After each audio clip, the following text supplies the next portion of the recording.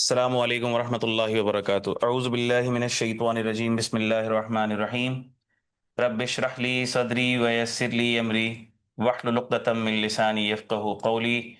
अल्लाहुम्मा सल्लि अला मुहम्मदिन नबिय्यिल उम्मी व अला आलिहि वसल्लिम तस्लीमा। बेटा, उम्मीद और दुआ करता हूँ आप लोग खैर वाफियत से होंगे, ठीक ठाक होंगे, खुशबाश होंगे। आप लोगों की ज़िंदगी अच्छी गुजर रही होगी, पेपर्स अच्छे गए होंगे। And beta, I welcome you all in today's session, today's orientation session for CFAP subjects. अच्छा, सीए फाइनल में सबसे पहले आप लोगों को बहुत बहुत वेलकम है। और माशाल्लाह सीए इंटर की जर्नी आप लोगों ने सक्सेसफुली कंप्लीट की। Those who have just entered into CFAP journey, बहुत बहुत मुबारकबाद आप लोगों को। And those students who have been appearing the CFAP subjects और अब now they are progressing their journey into further subjects of CFAP. तो इंशाल्लाह बेटा, सबसे पहले दुआ के साथ शुरुआत करते हैं कि अल्लाह पाक आप सब लोगों के लिए ये आगे का सफर, आगे की जर्नी अल्लाह पाक बेइंतहा आसान फरमाए और हर कदम पर आप लोगों को अल्लाह पाक कामयाबी से हमकिनार फरमाए, ना सिर्फ दुनिया में बल्कि दुनिया और आखिरत के हर मैदान में अल्लाह पाक आप लोगों को कामयाब फरमाए। Our objective is that may Allah enable us to play a very integral role in your success and your successful journey of CFAP। ठीक है बेटा, तो उसी सिलसिले में आज ये ओरिएंटेशन केएनएस ने ऑर्गेनाइज की है। इसमें ना सिर्फ आप लोगों की जो सीफैप की जर्नी है उसके ऊपर बात होगी। थोड़ा मैं रिक्वेस्ट करूंगा हमारे साथ, it is an honour that sir Khalilullah Sheikh is also with us. तो मैं सर से भी रिक्वेस्ट करूंगा कि जो फर्म की जर्नी है उसके ऊपर भी थोड़ी बात करें। हाउ इंपॉर्टेंट इट इज, क्या रोल प्ले करती है ये आप लोगों की प्रोफेशनल ग्रोथ में, और फिर सब्जेक्ट वाइज डिटेल्ड गाइडलाइंस। इंशाल्लाह ताला एक नया सब्जेक्ट इंट्रोड्यूस हुआ है सस्टेनेबिलिटी रिपोर्टिंग के नाम से, और वी आर वेरी लकी क्योंकि sir Khalilullah Sheikh is also the board member of IFAC. और ये जो सस्टेनेबिलिटी रिपोर्टिंग, इसके स्टैंडर्ड्स, इसकी जो पूरी लीगल गाइडलाइंस हैं, इसकी ड्राफ्टिंग में, इसकी इम्प्लीमेंटेशन में, जाहिर सी बात है सारे कंट्रीज के जो बोर्ड मेंबर्स होते हैं उनका फीडबैक होता है, उनका इनपुट शामिल होता है। So sir Khalilullah Sheikh has a valuable contribution in that as well. ठीक है ना? तो सर की इनसाइट्स बहुत वैल्यूएबल हैं इस सब्जेक्ट के लिए, एंड वी आर लकी कि सर इस सब्जेक्ट को खुद इस दफा लीड करेंगे इंशाल्लाह ताला। तो without wasting any time I would request sir Khalilullah Sheikh, माशाल्लाह हम सब के उस्ताद, हम सब ने सर खलीलुल्लाह शेख से पढ़ा। एंड पर्सनली पर्सनली सर, इसलिए नहीं कि आप अभी यहाँ पे मौजूद हैं तो मैं ये बात कह रहा हूँ, लेकिन जो टीचिंग का शौक है ना, वो सर खलील से पढ़कर जो है ना मेरे दिल में जागा था कि मैं इन जैसा टीचर बनूं। इन जैसा तो खैर नहीं बन सकते हम, तो सीख ही रहे हैं, अभी तक इनसे सीख ही रहे हैं और आगे भी इंशाल्लाह ताला सीखेंगे ही। लेकिन जो टीचिंग की एस्पिरेशन मेरे अंदर जागी थी ना, वो सर खलील से पढ़कर जागी थी। और ना सिर्फ हमने पढ़ा था बल्कि फ्रॉम एवरी पर्सपेक्टिव, चाहे वो टाइम मैनेजमेंट पर्सपेक्टिव हो, किस तरह हमने अपने वर्क लाइफ और पर्सनल लाइफ को बैलेंस करना है। सर की जो गाइडलाइन, सर की जो टिप्स हुआ करती थी ना, मतलब they were the guiding source for us, अल्हम्दुलिल्लाह। तो सर मैं आपसे रिक्वेस्ट करूंगा कि ये बच्चे हमारे सारे बच्चे हैं, ये सारे हमारे सी इंटर के बच्चे हैं, so that you enlighten them कि किस तरह से ये अपनी एकेडमिक जर्नी को भी लेकर चलें, फर्म की प्रोफेशनल जर्नी को भी लेकर चलें। क्योंकि अब सिर्फ किताबी बातों से तो एक अच्छा अकाउंटेंट बन नहीं सकता। आईटी का दौर है, एआई का दौर है, अब सिर्फ किताबों से पढ़कर we can not compete in this cutting edge environment. तो सर उसके लिए क्या चीजें जरूरी हैं? तो सर प्लीज। ये जो सब्जेक्ट है ना, ये फ्यूचर ऑफ अकाउंटिंग भी है। मजेदार बात ये है, आप यूँ समझें you are the luckiest batch जो इसको ऑफिशियली पढ़ रही है। अल्टीमेटली आपने आगे अगले 10-15 साल जाके तो यही करना है। So we'll also talk about it. आप इसको ओपन कर लें। स्टार्ट हो गया जी? जी सर। जी, बिस्मिल्लाहिर्रहमानिर्रहीम। रब्बि इश्रह ली सदरी व यस्सिर ली अमरी वहलुल उक़दतम मिन लिसानी यफ़क़हू क़ौली। सो मैं भी ये बात कर रहा था, जो दोस्त ऑनलाइन है वो भी अब मुझे देख रहे होंगे। वील फर्स्ट डिस्कस, ये एक्नॉलेज भी कर लें, जरा लिख दें ताकि हमें क्लियर हो जाए कि आपको आवाज आ रही है। अच्छा जी, तो हम स्टार्ट कर लेते हैं। Let me start with first this orientation of this CFAP 3। सो ये जो सस्टेनेबिलिटी का सब्जेक्ट आया है, सस्टेनेबिलिटी का एक अल्टरनेट वर्ड है ESG as well, environment, social and governance, right.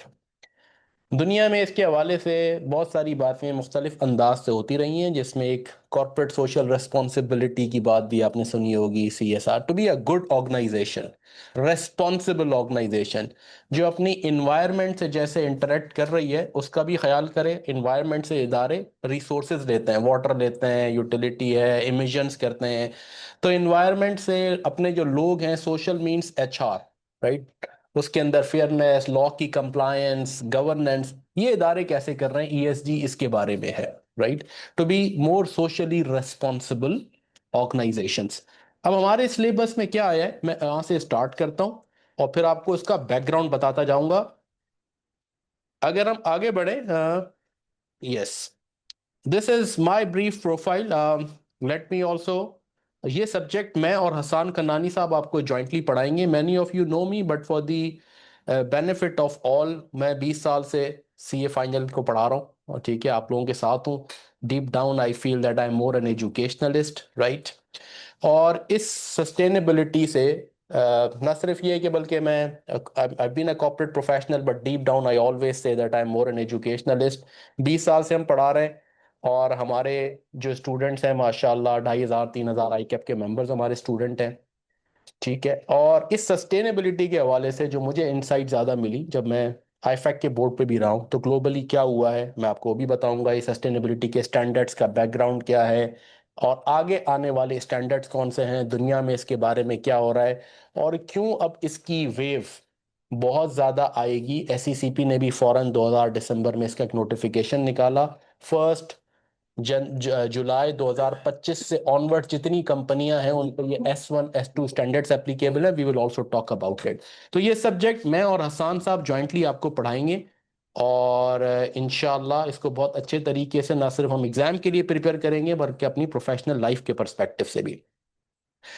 हमारी अप्रोच क्या होगी, I will talk about all these things in later. इस सब्जेक्ट को अगर आप देखें ना, तो इस सब्जेक्ट के 3 हिस्से ग्रेड्स के उन्होंने रखे हैं। पहला हिस्सा है अंडरस्टैंडिंग सस्टेनेबिलिटी रिलेटेड डिस्क्लोजर्स, ठीक है। ये S1 IFRS S1 पहला स्टैंडर्ड है, ये वो है जो फाउंडेशनल स्टैंडर्ड है कि सस्टेनेबिलिटी की रिपोर्टिंग कैसे होगी। तो 40 to 45 टीचिंग आवर्स अप्रोक्सीमेटली इन्होंने रखे हैं। I think these are good, जो कि IK अपने अपने बताया है। 30 to 40% इसकी वेटेज है, ठीक है। ये पहला स्टैंडर्ड है S1 जो कि पूरा बैकग्राउंड सेट करेगा। इसके ऊपर फिर मुख्तलिफ स्टैंडर्ड्स अब आते जाएंगे। एक स्टैंडर्ड क्लाइमेट का आया है जो S2 है, जो कि इसमें आ रहा है, मैं इसका जिक्र करूंगा, सस्टेनेबिलिटी रिपोर्टिंग। फिर इसके बाद बायोडाइवर्सिटी, ह्यूमन कैपिटल और स्टैंडर्ड बन रहे हैं जो आते जाएंगे, S3 S4 S5, they are in the making. So you are lucky they are not here now. जल्दी से पास कर लें, as they will come of course they will also become part of the syllabus. तो sustainability ए ग्रिड ए में इज S1, राइट, जो पहला स्टैंडर्ड है।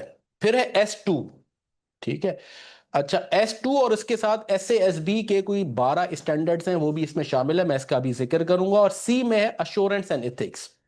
मैं नेक्स्ट स्लाइड से आपको थोड़ा सा इसका एक चीज समझाता हूं। पहले 2001 में IFRS फाउंडेशन बनी थी। अब जरा गौर से सुनिएगा, सब बड़ी इंपॉर्टेंट बात करने जा रहा हूं। 2001 में उसके तहत एक अकाउंटिंग स्टैंडर्ड्स बोर्ड है जो IFRS स्टैंडर्ड्स बनाता है, ठीक है ना। पहले ऐसे अकाउंटिंग IAS कहते थे, इंटरनेशनल अकाउंटिंग स्टैंडर्ड्स। अब क्या कहते हैं, IFRS। IFRS 15, IFRS 17, है ना, IAS 36, वो अकाउंटिंग स्टैंडर्ड्स बोर्ड है, अकाउंटिंग स्टैंडर्ड्स बनाता है।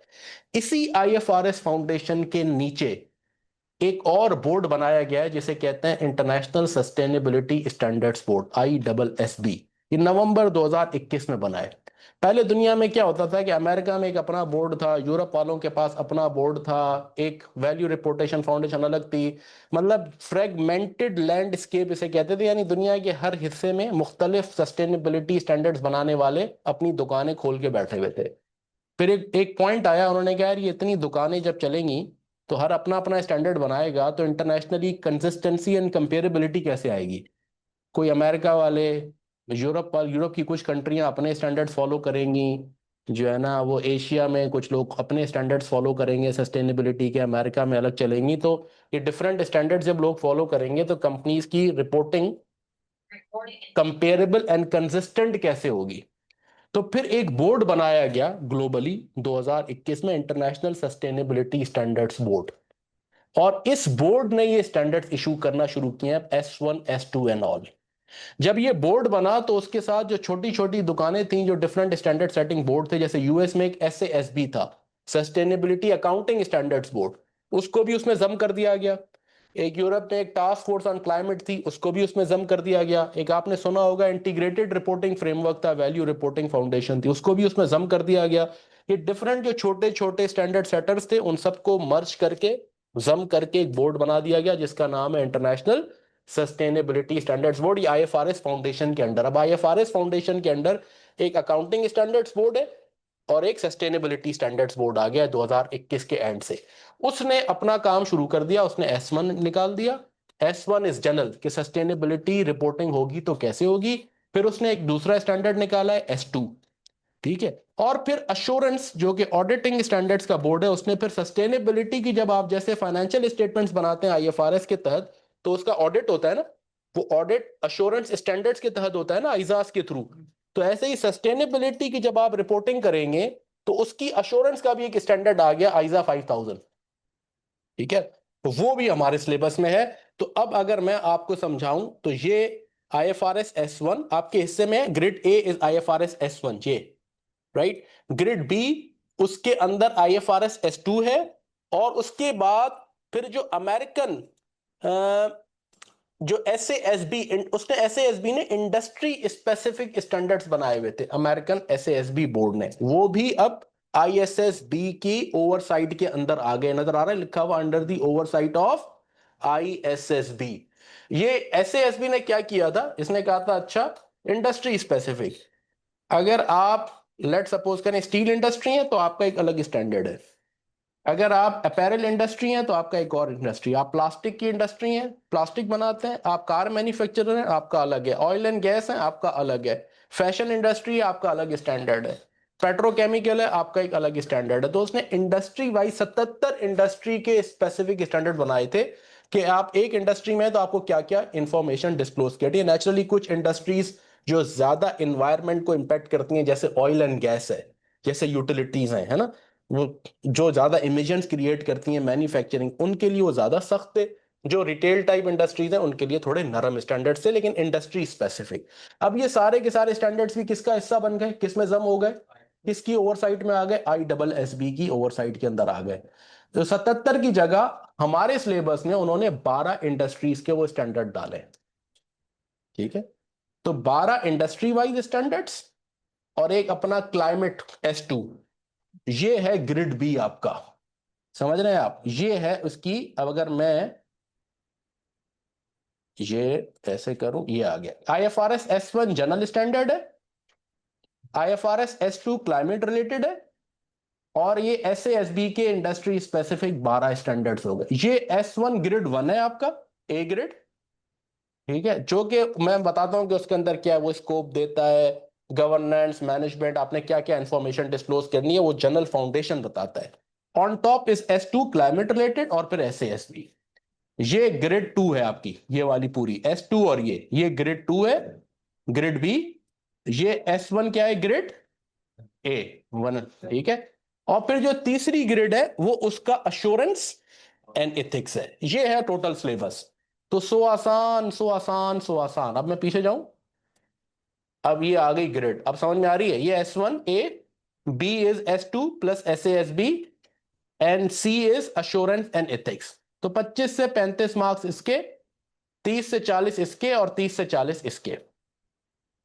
अब इसकी डिटेल्स में आ जाएं। ये grid A is all IFRS S1 general requirements for sustainability related financial. इसमें हम क्या पढ़ेंगे, ऑब्जेक्टिव पढ़ेंगे, सस्टेनेबिलिटी रिपोर्टिंग का ऑब्जेक्टिव क्या है, इसकी पैदाइश का मकसद क्या है, क्यों सस्टेनेबिलिटी रिपोर्टिंग आई है, उसमें आप क्या बताएंगे। फिर इसकी कॉन्सेप्चुअल फाउंडेशन है वही कि फेयर प्रेजेंट करना है, मटेरियल चीजें, मटेरियलिटी कैसे असेस करेंगे, यहाँ फाइनेंस में मटेरियलिटी अलग असेस होती है, यहाँ कैसे असेस होगी, रिपोर्टिंग एंटिटी कैसे है, एक एंटिटी है, ग्रुप एंटिटी कैसे करेंगे। और इसमें बहुत इंपॉर्टेंट एक कॉन्सेप्ट है कनेक्टेड इंफॉर्मेशन का नया। एंड कनेक्टेड इंफॉर्मेशन का मतलब कि कैसे सस्टेनेबिलिटी के डिस्क्लोजर को IFRS के फाइनेंशियल डिस्क्लोजर से कैसे कनेक्ट करेंगे। जैसे एग्जांपल दे रहा हूं, अगर आपने अपनी इमिशंस कम करनी है, या कल इलेक्ट्रिकल व्हीकल्स की प्रोडक्शन बढ़ गई, तो अगर आप शेल की ऑयल रिफाइनरी है, आपकी ऑयल प्रोडक्शन की सेल्स कम हो जाएंगी पेट्रोल की, तो उस रिफाइनरी पे IAS 36 के अंडर क्या आ जाएगी, इंपेयरमेंट आ जाएगी। इस बात को इस इंपेयरमेंट से लिंक करेंगे आप, हवा में बातें नहीं करेंगे कि बिकॉज ऑफ इलेक्ट्रिक व्हीकल्स की production and consumption, oil production and sale कम होगी, जिसकी वजह से मेरी रिफाइनरी पे इंपेयरमेंट आएगी IAS 36 का एसेट, उसकी इंपेयरमेंट IAS 36 के अंडर। हाँ, कि प्रॉपर्टी प्लांट एंड इक्विपमेंट की ये कनेक्टिविटी कैसे होगी, ये बताना है, कनेक्टेड इंफॉर्मेशन। ये बड़ा इंपॉर्टेंट और इंटरेस्टिंग नया कॉन्सेप्ट है। तो हम इसमें सारी बातें पढ़ेंगे, governance strategy, general requirements, judgements, qualitative, ये S1 हो गया पहला। फिर जो दूसरा है S2, इट्स अबाउट क्लाइमेट।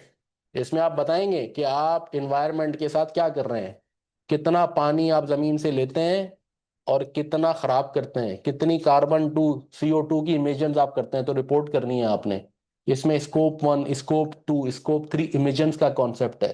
खुद कितनी करते हैं, जो बिजली परचेज कर रहे हैं के इलेक्ट्रिक से, तो के इलेक्ट्रिक के प्लांट ने कितनी कार्बन इमिशंस की जो बिजली आपने कंज्यूम की, ये भी बताएंगे। और फिर आप जो चीज आगे बेचते हैं, आपके कस्टमर आपकी प्रोडक्ट यूज करके एनवायरनमेंट का कितना बेड़ा गर्क करते हैं, ठीक है, वगैरह वगैरह, ये सारी बातें। तो ये आप रिपोर्ट करेंगे, you have to be environment friendly. इसकी रिपोर्टिंग कैसे होगी, इस मेजरमेंट्स क्या होती हैं, ये सारी बातें इसमें हैं। और जो तीसरा इसमें फिर मैंने बताया, इस सिलेबस ग्रेड में SASB के इंडस्ट्री स्पेसिफिक स्टैंडर्ड्स भी हैं, 12 इंडस्ट्रीज इसके अंदर कवर्ड है। फिर आ जाइए, ये लैंड रिपोर्टिंग लैंडस्केप मैंने बता दिया आपको।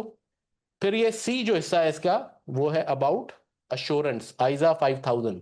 कब किसी ने इंफॉर्मेशन दे दी, अब इस इंफॉर्मेशन को ऑडिटर आएगा और ऑडिटर इस पे अपना अश्योरेंस ओपिनियन देगा, तो वो कैसे देगा, अब वो उसकी ऑडिट कैसे करेगा। हाँ, तो उसकी गाइडलाइन है, उसका स्टैंडर्ड है, ये नवंबर 2024 में आया है। और फिर इससे रिलेटेड एथिक्स की रिक्वायरमेंट है। Ethics is the heart of the profession. हम एक यूनिक प्रोफेशन है जो कोड ऑफ एथिक्स को साइन करते हैं। हम प्रोफेशनल अकाउंटेंट इसीलिए कहते हैं we are different from normal accountants, we sign on a code of ethics. Yes, model paper को अगर हम देखें, if you look at the model paper and the marks allocation, it is almost like the weightage that is great। 30 to 40% weightage बताई है syllabus में, और model paper में अगर आप देखेंगे जो उन्होंने दिया, 29 मार्क अलोकेट किए हैं इसको। इस S2 एंड SASB इसको 30 से 40% वेटेज दिए, 30 मार्क्स इसको उन्होंने अलोकेट किए मॉडल पेपर। मॉडल पेपर आ चुका है। और अश्योरेंस एंड एथिक्स पे 25 से 35 है, 31 मार्क्स इसको अलोकेट किए मॉडल पेपर में। इसकी मार्क्स की डिस्ट्रीब्यूशन ऐसे है, ठीक है, so exactly like the weightage. तो हम इंशाल्लाह S1 से स्टार्ट करेंगे, फिर S2 पढ़ेंगे, फिर SASB के स्टैंडर्ड्स पढ़ेंगे, और फिर हम अश्योरेंस और उसकी बातें करेंगे। तो सो आसान कितना, 3 हिस्सों का सिलेबस, मतलब बताएं यार, और क्या चाहिए आपको। और इसकी डिमांड ऐसी है, अगर आप इसके सस्टेनेबिलिटी एक्सपर्ट बन जाते हैं, तो समझने आप, मतलब एक सस्टेनेबिलिटी के इस वक्त फाइनेंस के सस्टेनेबिलिटी रिपोर्टिंग अंडरस्टैंड करने वाले professionals are highly valuable professionals across the world, सिर्फ पाकिस्तान में नहीं, ठीक है ना। सो मुझे बिग फोर के पार्टनर कहते हैं कि हम सस्टेनेबिलिटी का जो हमारा ट्रेन रिसोर्स है ना, मतलब उसको रिटेन करना is the most challenging part, उसकी ऐसी डिमांड है, बहुत इंपॉर्टेंट है फ्यूचर के लिए भी।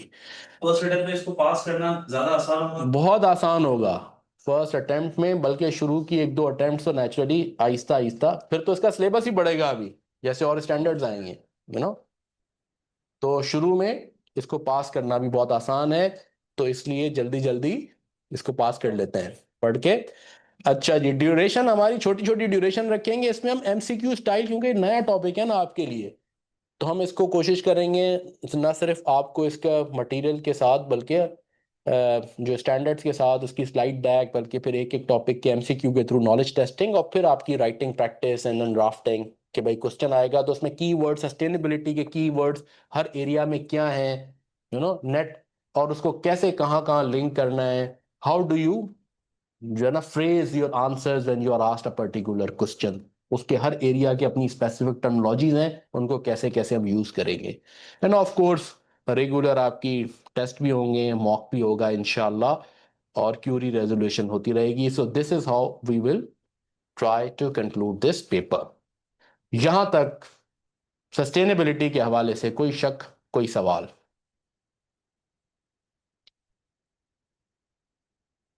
Small things big impact, regular पढ़ना है हमने, है ना। मैं अभी बीएफडी का भी वेरी क्विकली प्रेजेंटेशन, मुनीर साहब मैं बीएफडी का भी इसी तरीके से कर लेते हैं, फिर क्वेश्चन आंसर ले लेंगे। अभी तक यहां तक कोई शक, कोई सवाल किसी को? Any question, any confusion? All good? Ayaan साहब क्या कह रहे हैं?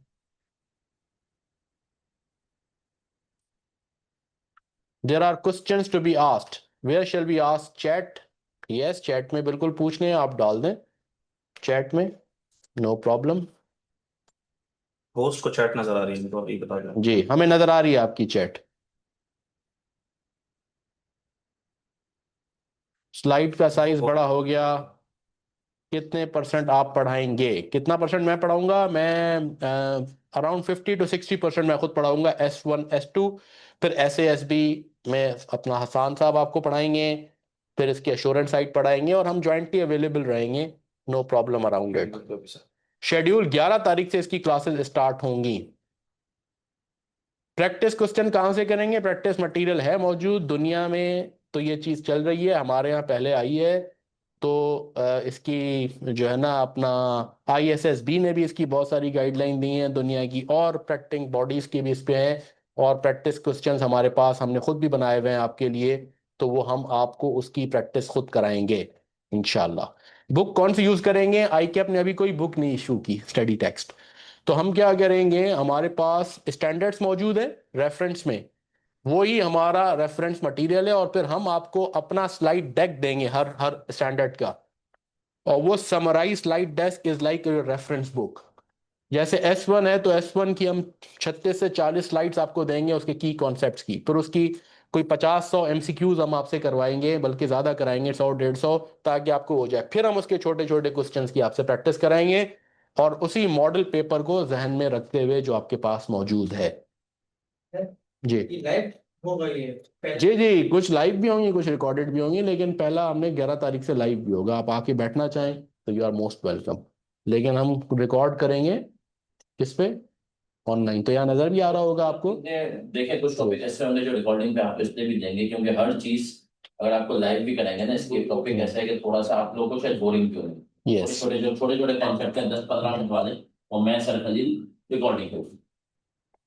देखिए ICAP ने तो लिखा है 100 से 110 है। हमारी कोशिश ये होगी कि हम इसको अ, अगर आपका जो कोर कंटेंट है ना वो तो 60 to 70 आवर्स में हो जाएगा, फिर प्रैक्टिस ज्यादा टाइम देंगे आपको। Yes, this is how it will work. Classes जो होगी वो क्लासेस हर हफ्ते होंगी। यस, क्लासेस तो हर हफ्ते होंगी, जब तो आपका सिलेबस टाइम पे पूरा होगा इंशाल्लाह, और और जो है आपको रिकॉर्डेड लेक्चर्स ही मिलते जाएंगे। और जैसे सर ने कहा कि हम बुक का क्या करेंगे, तो देखें बुक तो अभी आईकेप ने भी नहीं की ना, लेकिन हम इंशाल्लाह साथ साथ जैसे जैसे हमारे टॉपिक्स होते जाएंगे, तो डाउन द लाइन 2-3 महीने के बाद we will be in a position कि हम उसको एक बुक को कंपाइल करके वो भी आपको दे दें, ठीक है ना। फौरन, क्योंकि अभी थोड़ा सा वेट करना भी पड़ेगा आईकेप के मटेरियल का भी, क्योंकि जैसे सर ने कहा, सर तो माशाल्लाह IFA के बोर्ड में भी हैं। अब सस्टेनेबिलिटी में बहुत सारी चीजें हैं, लेकिन आईकेप बहुत सारी चीजों को सही से हमें समझाता, मतलब बताता है कि सिलेबस का कंटेंट कितना है, वो स्टडी टेक्स्ट के थ्रू।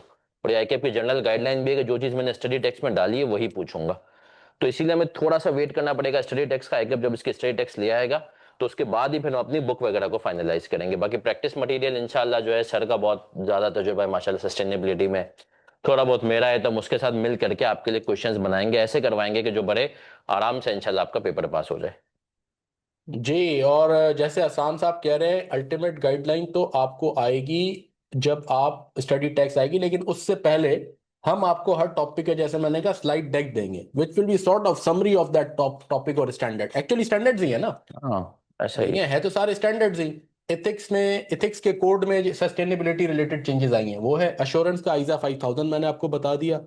उसके बाद S1 है, S2 है, और ऐसा से SASB भी के है। स्टैंडर्ड्स हैं। तो स्टैंडर्ड्स रेफरेंस मटेरियल आपको हम प्रोवाइड कर देंगे, फिर उनकी जो समरी है वो देंगे, फिर उसके MCQs इसीलिए करवाएंगे ताकि एक एक कॉन्सेप्ट, क्योंकि न्यू कॉन्सेप्ट है, नहीं पढ़ा हुआ आपका लेट से, हमें पता है, तो हम उसके एमसीक्यूज के थ्रू उसकी को पहले टेस्टिंग करेंगे, अंडरस्टैंडिंग हो गई, फिर आपसे रिटन क्वेश्चंस और उसकी प्रैक्टिस कराएंगे।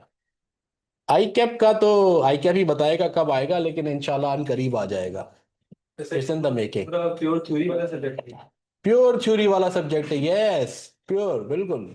इसमें कुछ हद तक थोड़ी बहुत, अभी मेरा ख्याल है इनिशियल स्टेज पे वो कंप्यूटेशन नहीं पूछेंगे। थोड़ी बहुत कंप्यूटेशन आ सकती हैं, लेकिन बहुत ही बेसिक लेवल की। जैसे कंप्यूटेशन ऐसे आएंगी, प्रोबेबिलिटी एनालिसिस होता है कि अच्छा इसका इम्पैक्ट असेसमेंट सिनेरियो एनालिसिस करके दें, S1 कहता है कि आपकी इन्वायरमेंट, लेट से आपके क्या इम्पैक्ट्स आएंगे, आपकी आपकी रिस्क क्या है, सस्टेनेबिलिटी रिस्क ये है कि भाई मैं जो है ना टिम्बर वुड का कारोबार करता हूँ, जहाँ से मैं टिम्बर सोर्स करता हूँ, तो वहाँ जो है ना वाइल्ड फायर्स हो सकती हैं। अब उसकी क्या प्रोबेबिलिटी है, उस प्रोबेबिलिटी असेसमेंट्स और उस प्रोबेबिलिटी का कितना पोर्शन ऑफ लॉस होगा, जो बेसिक अर्थमेटिक और डिस्काउंटिंग वाली छोटी सी बहुत कैलकुलेशन आ सकती है, लेकिन you can say that 90% it's a 90-95 है थ्योरेटिकल कंपोनेंट। ब्रीफ सी हो सकता है, वर्किंग्स भी क्वेश्चन में वो डाल दे, जो कि हम आपसे प्रैक्टिस में करवाएंगे जब सिनेरियो टेस्टिंग होती है ना। S1 में वो कहता है कि आपको सिनेरियो असेसमेंट करनी है, उसकी सिनेरियो की प्रोबेबिलिटीज होती हैं, बट वेरी बेसिक कैलकुलेशंस। अच्छा, कितने क्लासें होंगी हफ्ते में, सारी सारा सब पूछना है फरहान को, सब बताएंगे हम। हम इंशाल्लाह पहली क्लासेस तो कम से कम होंगी हाँ, इंशाल्लाह। पहली क्लास जो होगी हमारी 11 को है ना सर, उसमें 11 इंशाल्लाह ये सब चीजों पे और भी बात और करेंगे एक एक। बताएंगे। Would it be easy to handle? Yes, it is always easy to handle a subject in the initial 1 or 2 attempts. और इनाम साहब, आप बिल्कुल आज का काम कल पे ना छोड़ें, अभी से पढ़ाई शुरू करें, दिसंबर 26 में देर नहीं है जी। सही है, आफ्टर वर्किंग आवर्स क्लासेस होंगी। यस, कोशिश ये करेंगे फाइनल लेवल की जितनी क्लासें होती हैं इधर ऑन वीकेंड होती हैं या वीकडेज में आफ्टर 6:30 ऑनवर्ड्स, क्योंकि हम आपके जज्बात की कदर करते हैं, आप आर्टिकलशिप कर रहे हैं, अहम काम है जी। मॉडल पेपर अभी शेयर हो सकता है अगर थोड़ा गो थ्रू करने के लिए, इसमें एमसीक्यूज भी इंक्लूड है? नहीं, एमसीक्यूज नहीं है उसमें, थ्योरेटिकल जैसे पेपर आता है ना 5-6 क्वेश्चन का जनरली फाइनल का, ऐसा ही पेपर, उसके 1-2 पार्ट्स होते हैं हर क्वेश्चन के। तो मॉडल पेपर और सॉल्यूशन अवेलेबल है, और आई के अपने इशू किया हुआ है, हम भी आपसे शेयर कर लेंगे 11 तारीख को ये सारा रेफरेंस मटेरियल। और दूसरा इसमें ये भी है कि देखें एमसीक्यूज की दुनिया ना कैफ में खत्म हो जाती है, इजी मार्क्स फाइनल लेवल पे बोलता है अब थोड़े बड़े हो गए हैं बच्चे तो मेहनत ज्यादा करें। जी आर्यन, ये सारी बातें ना कि क्या आपने रिपोर्ट करना है, what is part of S1 sustainability reporting, तो वो पूरी आपको पहले जो S1 यही बताता है कि क्या रिपोर्ट करना है। वो कहते हैं सस्टेनेबिलिटी के बारे में ना जनरल कहानी नहीं कि मैंने इतने दरख्त उगा दिए, इतने स्कूल के बच्चों को पढ़ा दिया, नो। वो कहता है अब सस्टेनेबिलिटी रिपोर्टिंग उन चीजों की होगी जो कि इदारे के cash flows, access to capital और एक्सेस टू फाइनेंस, इन चीजों को जो चीजें इंपैक्ट करती हैं प्रोस्पेक्ट्स को, वो रिपोर्ट करनी है। वो रिस्क भी रिपोर्ट करना है, अपॉर्चुनिटीज भी रिपोर्ट करनी है।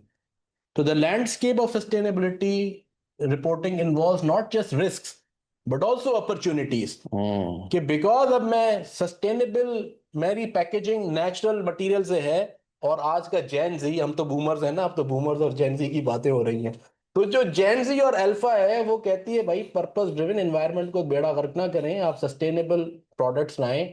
तो चूंकि मैं सस्टेनेबल पैकेजिंग और सस्टेनेबल प्रोडक्ट ला रहा हूं, तो मैं उम्मीद करता हूं it's a huge opportunity for me to capture that market which values it. तो मैं ये अपॉर्चुनिटी भी बताऊंगा, मैं रिस्क भी बताऊंगा। रिस्क के बारे में तो बड़ी डिटेल बातें करता है कि बड़ी डिटेल में करना है, लेकिन साथ साथ तो ये कहता है कि आप अपॉर्चुनिटी भी बताएं, ऐसा ही ठीक है, और उसके इम्पैक्ट्स बताएं, ठीक है। तो ये पूरी बातें आर्यन इसमें क्या है, यही तो है सस्टेनेबिलिटी, कि क्या रिपोर्ट करना है, क्या रिपोर्ट नहीं करना, आप इन्वायरमेंट को कैसे इंपैक्ट कर रहे हैं, इन्वायरमेंट आपको कैसे इंपैक्ट कर रहा है, इफेक्टिवली दोनों बातें आपने बतानी है। तो मजेदार सब्जेक्ट है बड़ा, इंशाल्लाह। और इंशाल्लाह आपको पढ़ के मजा आएगा। Any other question on this before we move to BFD, which is now strategic business finance. हर थोड़े अरसे बाद हम इसका नाम चेंज कर देते हैं, पुराना तकिया नया गिलाफ, है ना। यस, सब्जेक्ट वही रखते हैं, 95% सिलेबस वही होता है। चलें सर बीएफडी पे चलते हैं। Yes, thank you. चलें जी, नेक्स्ट पे आ जाए। मुनीर साहब हमारे टेक्निकल हेल्प है, ये जेन जी और जेन अल्फा हैं, हम पुराने हो गए 80+। ये नहीं, वो चला के देखेंगे प्रेजेंटेशन आपसे इसीलिए।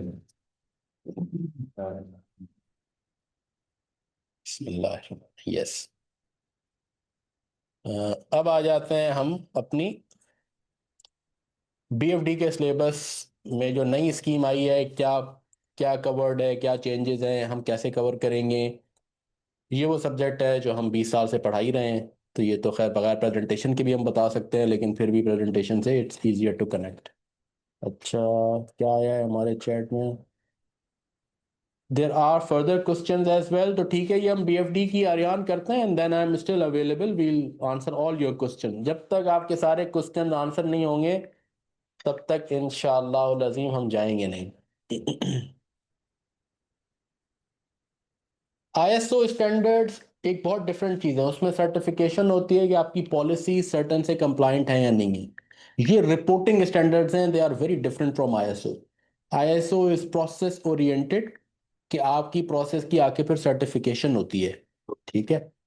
और ये जो है ये रिपोर्टिंग पर्पज है ओनली, और उसकी रिपोर्टिंग की एश्योरेंस है। तो ये डिफरेंट है, बिल्कुल ऐसे ही जैसे आईएसओ आप कहें और आईएफआरएस क्यों है। तो IFRS are reporting standards, ISO are process standards.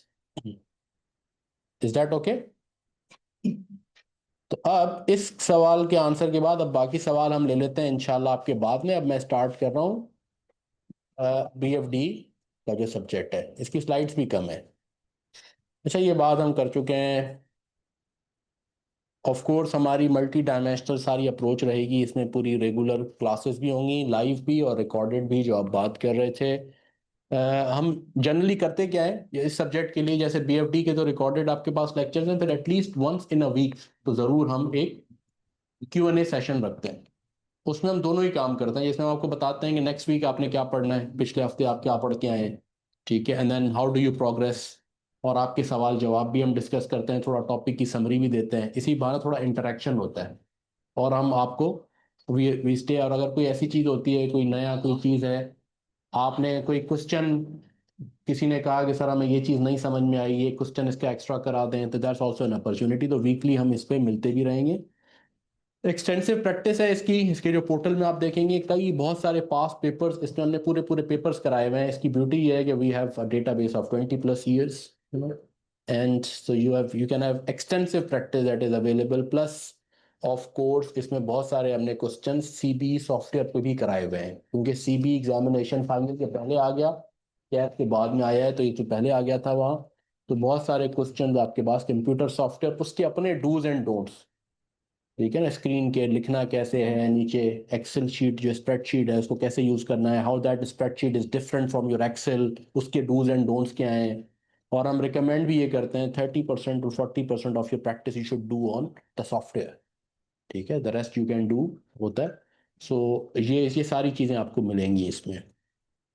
अच्छा, अब हमारे जो स्कीम में अगर आप देखें ना, तो उन्होंने इस सब्जेक्ट की ग्रिड्स यूँ बनाई है, जो कि थोड़ा कॉम्प्लेक्स तरीके से उन्होंने बनाया है। बिजनेस अप्रेजर्स एंड सिक्योरिटीज 110 से 130 घंटे वो फाइनल की हर सिलेबस में, 100 से 120 130 घंटे कहते हैं। बीएफटी का एक्चुअली इतना सिलेबस है, 100 से 125 घंटे हम पढ़ाते हैं। जब हम क्लास में पढ़ाते थे तो इतने आपको लेक्चर्स मिलेंगे, although a bit less, because जब रिकॉर्डिंग हुई है तो प्रैक्टिस टाइम निकला हुआ है, लेकिन जब आप खुद से कैलकुलेट करेंगे तो एटलीस्ट लेक्चर के साथ आपने इतना टाइम स्पेंड करना है। और ये उन्होंने इसकी मार्किंग स्कीम दी है, इसको हमने बहुत आसान जबान में ऐसे कन्वर्ट करते हैं हम इसको, ठीक है ना। और अगर आप मुझसे पूछें, जैसे सस्टेनेबिलिटी रिपोर्टिंग के तो हम ऑब्जेक्टिव आपको समझाएंगे, यहाँ समझाना ज़्यादा आसान है क्योंकि वो नया एरिया है, मैं आपको बहुत ज़्यादा उस पर वो नहीं करना चाह रहा था मैं, लेकिन मैंने आपको इसका बताया कि ये बना कैसे है सिलेबस।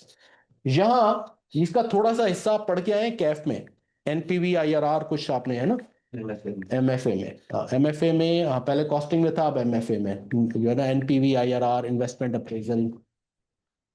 तो इस सब्जेक्ट के अगर आप मुझसे पूछें 3 से 4 बेसिक लर्निंग ऑब्जेक्टिव हैं, पहले मैं वो दिखाता हूं आपको, फिर मैं इसके पास पेपर्स। इस सब्जेक्ट को आप बोलेंगे सर हम ये सब्जेक्ट पढ़ के क्या करने के काबिल हो जाएंगे, एग्जाम तो पास हो जाएंगे, चार्टर्ड अकाउंटेंट बन जाएंगे, but what skill set will develop, right. तो आपको 4 चीजें ये सब्जेक्ट सिखाता है। अगर आपने जिंदगी में सीएफओ बनना है या फर्म में एमएनए एडवाइजरी का पार्टनर बनना है ना, तो समझे ये तो फिर हार्ट है आपका। और उसके अलावा भी अगर आपने बिजनेस को अंडरस्टैंड करना है कि बिजनेस में डिसीजन मेकिंग कैसे होती है, तो भी ये सब्जेक्ट की है, ये इतना इंपॉर्टेंट है। इन्वेस्टमेंट डिसीजन करने के आप काबिल हो जाएंगे ये सब्जेक्ट पढ़ के। पर्सनल लाइफ से लेके बिजनेस के डिसीजंस करने हैं। यानी क्या मैं इन्वेस्टमेंट अपनी पर्सनल करूं, किसी म्यूचुअल फंड में करूं, कहाँ करूं, वहां से लेके और मैं बिजनेस में फैक्ट्री लगाऊं या ना लगाऊं, एक प्रोडक्ट लॉन्च करूं या ना लॉन्च करूं, गिवन मल्टीपल इन्वेस्टमेंट्स उनमें से कौन सी चूज करूं, ये सब्जेक्ट सिखाता है आपको। फिर जब ये मैं कर लूं तो उसकी फाइनेंसिंग कैसे करूं, यानी छोटे से लेके बड़ा डिसीजन। अभी जैसे आरिफ अभी ग्रुप ने अभी पीआईए परचेज किया, तो इन्वेस्टमेंट डिसीजन है ना, उसकी वैल्यूएशन हुई है ना कहीं, है ना, तो ये सब बीएफडी है। ठीक है, ये सब बिजनेस फाइनेंस है, स्ट्रेटेजिक बिजनेस फाइनेंस, राइट। तो वो सारे कैश फ्लो मॉडल्स वॉडल्स जो हम सब्जेक्ट में पढ़ते हैं प्रैक्टिकली यहाँ यूज होते हैं इन सारी चीज़ों में। ठीक है, तो इन्वेस्टमेंट डिसीजन, फिर इन्वेस्टमेंट कर ली, अगर सोच लिया करनी है तो उसकी फाइनेंसिंग कैसे होगी। अकाउंटिंग में आपने पढ़ा है कि सोर्सेज ऑफ कैपिटल होते हैं, इक्विटी है और एक डेट है। अब यहाँ आप पढ़ेंगे कि भाई what is the right capital mix for that investment. 40% equity हो, 60% इक्विटी हो, 80% इक्विटी हो, डेट 20% हो, 40% हो, फिर इनकी कॉस्ट क्या होती है। Every source of capital as a cost, है ना। डेट की भी कॉस्ट है तो इक्विटी की कॉस्ट होती है, ये पढ़ते हैं यहाँ। डिविडेंड पॉलिसी, जब इदारे कंपनियां प्रॉफिट बना लेती हैं तो वो प्रॉफिट डिस्ट्रीब्यूट होता है ना, या डिस्ट्रीब्यूट होता है या क्या होता है, फ्लो बैक होता है, री इन्वेस्ट। तो कितना डिस्ट्रीब्यूट हो, कितना रिटेन करें, सारा डिस्ट्रीब्यूट कर दें, नहीं नहीं सारा रिटेन कर लें, कुछ करें कुछ ना करें, ये फैसले कैसे हों, ये हम यहाँ सीखते हैं। फिर रिस्क मैनेजमेंट सीखते हैं बिजनेसेस की, फाइनेंशियल रिस्क मैनेजमेंट पढ़ते हैं हम इसमें पूरी। एक्सचेंज रेट रिस्क तो हमारे मुल्क का बहुत बड़ा रिस्क है ना, जब डॉलर तगड़ा हो जाता है, रुपी डिवैल्यू होता है, तो कैसे बिजनेसेस को इफेक्ट करता है, इंपोर्ट बिजनेसेस को कैसे करता है, एक्सपोर्ट को कैसे करता है, आम बिजनेस को। इंटरेस्ट रेट्स हमारे मुल्क में ऊपर नीचे होते हैं ना, तो ये इंटरेस्ट रेट जब फ्लक्चुएट करते हैं तो बिजनेस के साथ क्या करते हैं, क्या बिजनेस का बेड़ा गर्क करते हैं, उनसे अपने आप को कैसे प्रोटेक्ट करें, खतरे को पहचानना और फिर उसके अगेंस्ट अपने आप को हेज करना यानी प्रोटेक्ट करना, ये पढ़ते हैं। ये इसके चार की मकासद हैं। जब हम ये पढ़ लेते हैं ना, हम ये करने के काबिल हो जाते हैं, तो ये इतना इंपॉर्टेंट है। सारी मजेदार बातें ना इसमें भी। यस, तो इसके सिलेबस को भी हमने ऐसे ही, हम इसको पढ़ने पढ़ाने के लिए हम इसको ऐसे ही डिवाइड करते हैं। Basic investment appraisal, advanced share valuation techniques and forex, you know, या फॉरेक्स एंड रिस्क हेजिंग, और फिर बाकी कुछ छोटे से टॉपिक हैं, फोरकास्टिंग एनालिसिस, और फिर ये डिविडेंड पॉलिसी डिसीजन। ये छोटे टॉपिक, ये चार बड़े टॉपिक है इसके, यू नो, और ये इनकी वेटेज आपके सामने आ रही है। इसमें आप पहले में एनपीवी आईआरआर है, दूसरे में सोर्सेज ऑफ फाइनेंस है, फिर तीसरे में ये वैल्यूएशन है। अब जब ये पीआईए चूंकि अभी हॉट है तो इससे समझना आसान है। गवर्नमेंट ने जब ये बेची है तो उसने अपनी रिजर्व प्राइस निकाली है ना, उसने ईवाई को एज एन एडवाइजर अपॉइंट किया था, अर्नस्ट एंड यंग आपकी फर्म को, तो उसने वैल्यूएशन की है उसकी। तो वैल्यूएशन यहाँ पढ़ते हैं, जो उसने मेथड्स यूज किए हैं एग्जैक्टली वही मेथड हम यहाँ पढ़ते हैं, free cash flow method and all. फिर जब आरिफ अबीब ग्रुप ने, उन्होंने भी एक सीबरी को, डिलॉयट को एंगेज किया, लकी वालों ने भी कुछ को एंगेज किया अपने टर्म्स को, तो उनके एडवाइजर्स ने उनको कंपनी की वैल्यूएशन निकाल के दी। उन्होंने बिड लगाई ना, जो आपने टीवी पे देखी, लकी ग्रुप कहता है 101.5, आरिफ अबीब ग्रुप कहता है 115, 75% शेयर्स की वैल्यू। तो किसी ने बैठ के वर्किंग की होगी ना, तो ये हम ही लोग होते हैं, है ना, एडवाइजर्स, फर्म्स होती हैं, चार्टर्ड अकाउंटेंट्स होते हैं, वो ये वैल्यूएशन कराते हैं, ये सीखते हैं हम यहाँ। ठीक है, फिर ये रिस्क मैनेजमेंट। ठीक है, so this is this syllabus, मजेदार। फिर इसके, ये मैं आपको दिखाना चाह रहा हूँ। अच्छा, मैं अगर आप यहाँ देखें, यहाँ मैंने आपको दिखाया, मैं इसको थोड़ा सा हाइट कर दूँ, फ्लोटिंग चैनल हाइट, हाँ।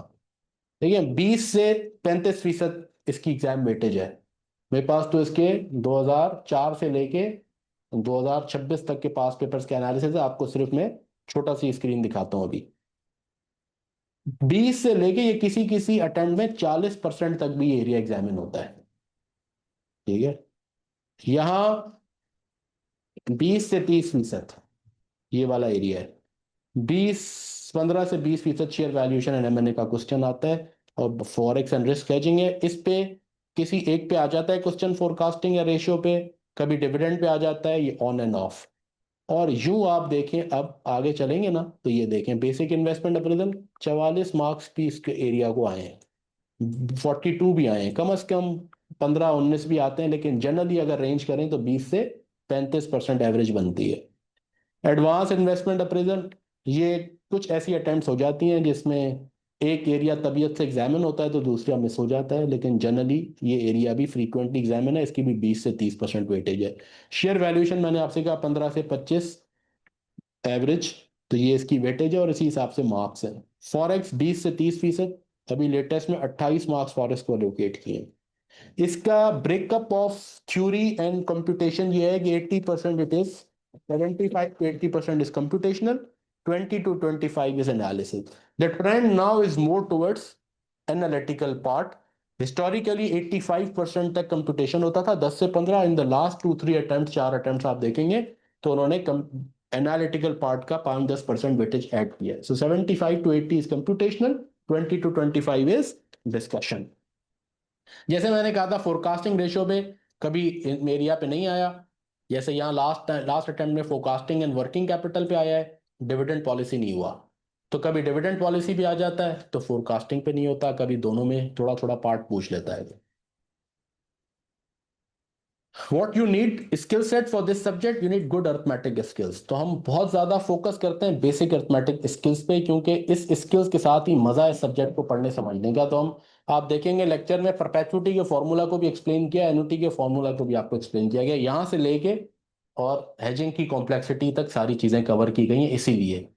अच्छा, एक बहुत बड़ी मिथ है इस सब्जेक्ट में और वैसे जनरली भी जो हम ब्रेक करते हैं, एक्सटेंसिव प्रैक्टिस करा के सब समझ में आ गया। समझ में आ गया is important, but that's 50% of the job. Your ability to do it comes with quality practice, not just practice but quality practice. तो जो बात कर रहे थे मुनीर साहब, अगर आप मुझसे कहें मेरे 20 से 25 साल की इस टीचिंग का, इस सब्जेक्ट की 20-21 साल की टीचिंग का जो खुलासा है वो मैंने आपको बहुत आसान जबान में यहाँ लिख दिया है इस सब्जेक्ट के लिए, ठीक है ना। बहुत सारे स्टूडेंट्स हैं हमारे जिन्होंने मेरा ख्याल है कोई डजन्स की तादाद में जिन्होंने गोल्ड मेडल लिए हैं इस सब्जेक्ट में। अगर आप मुझसे पूछें तो उन्होंने इन एरिया पे फोकस किया।